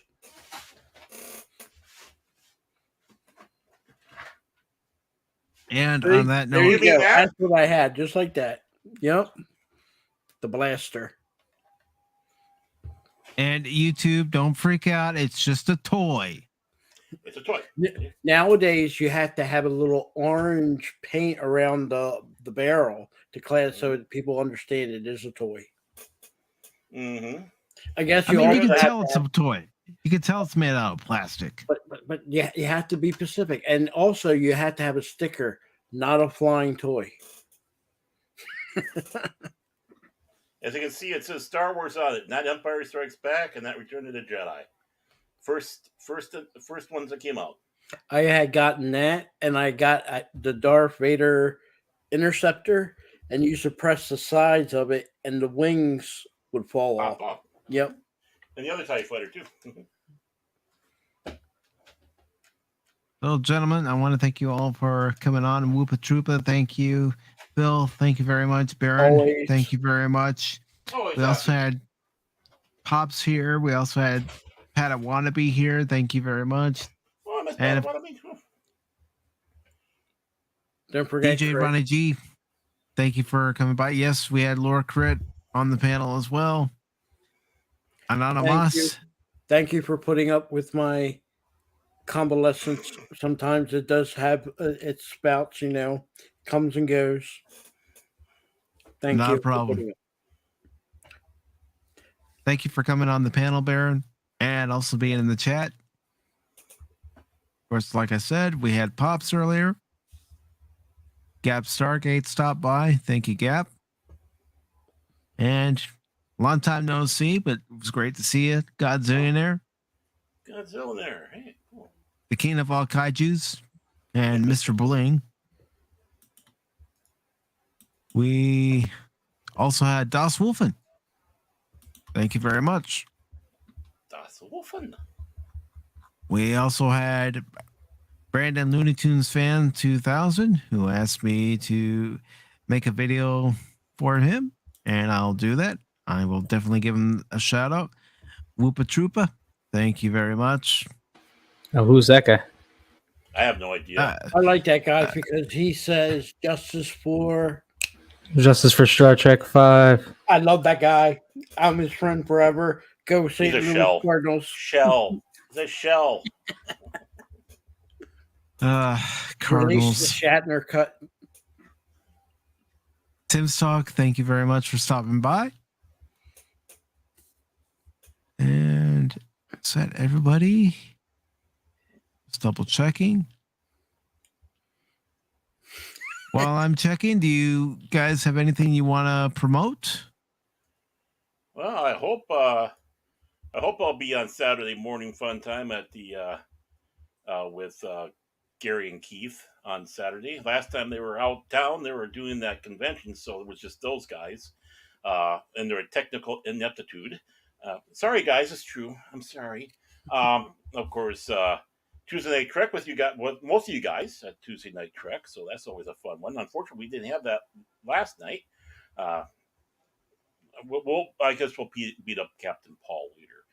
But the most he's on vacation and he's on shore leave. He's trying to get a green shirt for Star Trek. I'm trying to persuade him to be the first one to ever have a TNG green shirt. He'll be the first one, and he'll be unique. Also, let me not forget we had George Lucas. Oh, hey George, good to see you. And of course, 24/7 Fusion Media's channel. We have, of course, the Primetime Kings for I-15 every Sunday. We didn't have this last one because of Daddy's Day. Boy, it seems like a whole stretch of no streaming going on here. And of course, next Wednesday I'm going to have my open mic night. It gives us the last Wednesday of the month. So that's going to be at 9 o'clock Central Standard Time. Everybody's invited and everybody's welcome to come on. I'll try to get there if I can make it. It's hard to keep up I depend on the Discord channels because YouTube, even though you click sub and subscribe and notifications, sometimes I don't get notifications for like 2 or 3 hours after it's been on. Like for Paul, excuse me, Mike. Sorry, Mike. Don't hate me for that. I'm old. I make mistakes. But just get me a guitar and I'll try to string a few but Mike notes together. last two sub to him. I didn't get notifications. The way I got to find him, yeah, I see a message from somebody else telling me Mike's on. So yeah, I don't know what goes on with YouTube. So None of us do. I will never miss Mike's show, even if I'm there for 5 minutes just to hit his like button. I tried to avoid it, but somehow I still get sucked in. I don't know. It's like he's got the curve and knocks me in. Mm-hmm. Well, Yes. I do want to say for you guys and for anybody who is still here live and anyone who watches this on the replay, if for some reason you don't get a notification, that's another reason to join the Discord, because I always post it there first that I'm going live at a certain time before I post it anywhere else on social media. And Mike, I want to thank you for being there for me, because after the Obi-Wan series, I still was on the fence about, I don't know if Baron ever heard, I burned my Star Wars stuff at the end of Boba Fett. I still have a little bit of Star Wars memorabilia that, survived the burning. I was very tempted to, but Mike here, Paul, and a few others, Coach, yeah, try to persuade me no matter what I do, I shouldn't cast them in the fire. So no, I mean, keep and the old some of that stuff stuff was toys that I had from, Christmas 77, 78, and a lot of my old Star Wars stuff. So I would have taken them. I know a lot of people said they would have taken it. It was, how can I put it? I never been so down. I was a fan of Doctor Who, but I didn't have memorabilia of Doctor Who. I had memorabilia of Star Wars. I had memorabilia of Kiss and other stuff. My Kiss stuff I did get rid of because, let's be honest, that genre is split just like Star Wars. But Star Wars, after the Boba Fett thing, that was my last straw, I thought, with Disney. And yeah. Well, the important thing I have to say to anybody who's a fan of Star Wars and they're upset with Disney, grab and keep a hold of the stuff that was around before Disney, because that is our gold mine. Yes. And that's going to be our tool to bring Star Wars back, because Disney's not going to be able to keep this up. There's going to be fatigue.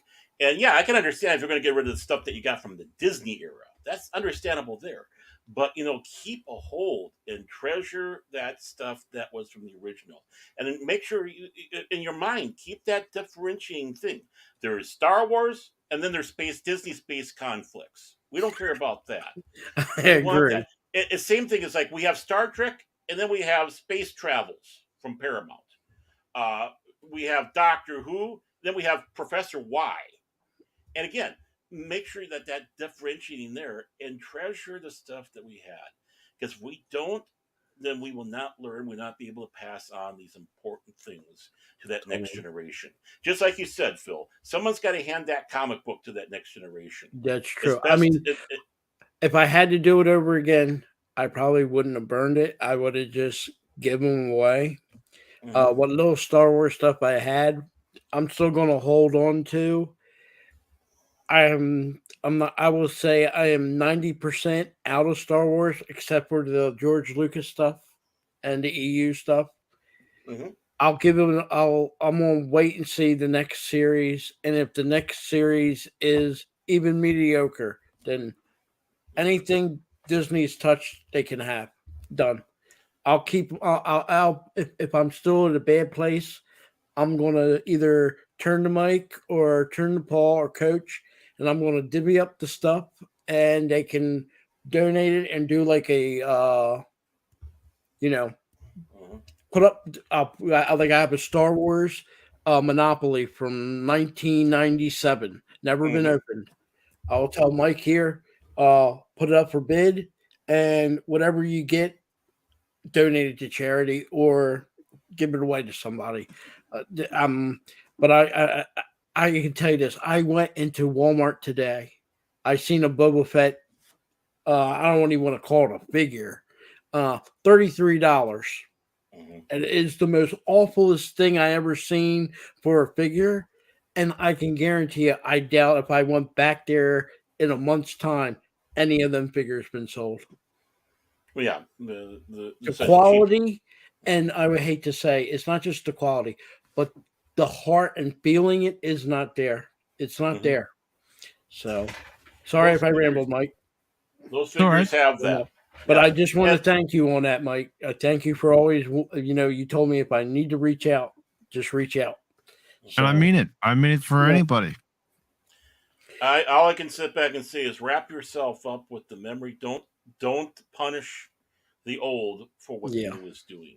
They'll never take away the experience. My first time seeing Star Wars with my dad and my brother in a small little theater that only had 3 screenings. 2 of them were Star Wars, and I forget the third one. And watching that for the first time, And remember, Star Wars, George Lucas called a lot of flack. The credits used to be in the beginning of the movie.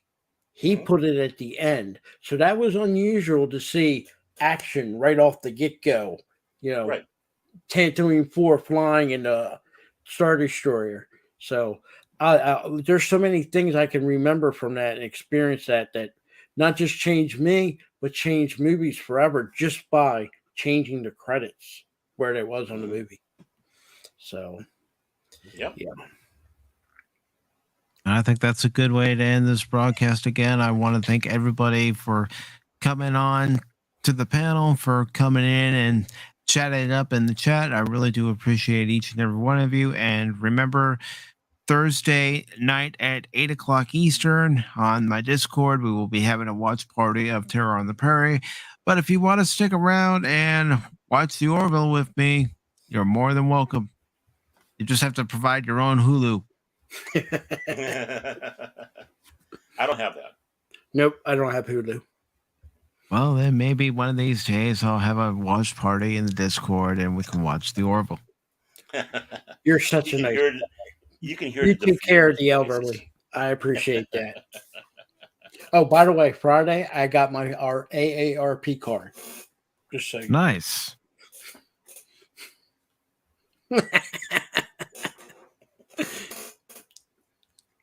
And with that being said, Woopah, is there anything you want to promote or anything you want to say? Well, I don't have too many plans, but I'm working on something behind the scenes a bit. Some plans. Yes, exactly, Bear. Because I usually stream on Friday, but I probably won't be able to stream on this Friday because I will be watching dogs for 2 houses. So might be a little busy. Where's that playing at? What's it rated? What? Dogs at 2 houses. That sounds like an interesting film. What's it rated? What does that one? Or is that a TV show? It was straight to VHS. VHS. Oh, okay. But yeah, so I might be. I'll have to take care of them right after work. But after that, I'm thinking about doing 7. Maybe you have Shark Week. Well, I'm thinking about having a Woopah Week. We'll see. Oh, I hear Woopahs are more dangerous than sharks. Some they have been known to cause havoc. But yeah, so I mean, I don't have look anything at this, official folks. yet, but they look so innocent, and then they approach you slowly. So do Mogwai. Mogwai looks so innocent too. With a St. Louis Cardinals hat. Oh, look, no, he changed it. We've changed to General McWhoopah. General Douglas McWhoopah. Yes. I noticed the corn pipe. I had to throw that in there. Yeah. But yeah, so I don't have anything planned until next week, but I think I don't know if I'll do it starting Sunday or Monday. I think I'm going to try and get some sort of cool plan together and do a bunch of stuff. So, yeah. Very nice. And with that being said, stick around because I will be back to watch the latest episode of the Orville. But thank you everyone for watching this edition of Pacific 414 Pop Talk. I greatly appreciate it. Have yourselves a great night, and we will see you all later. Later.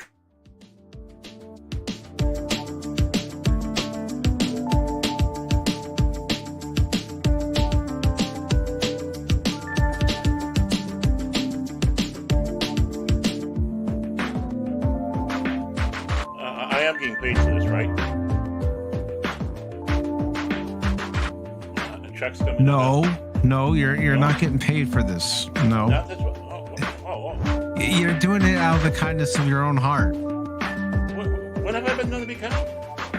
I'm not kind. Ask my cat. Well, Mal signed the contract, and then you signed the contract, so... Oh, I guess I'm stuck in it. Okay. I need a lawyer.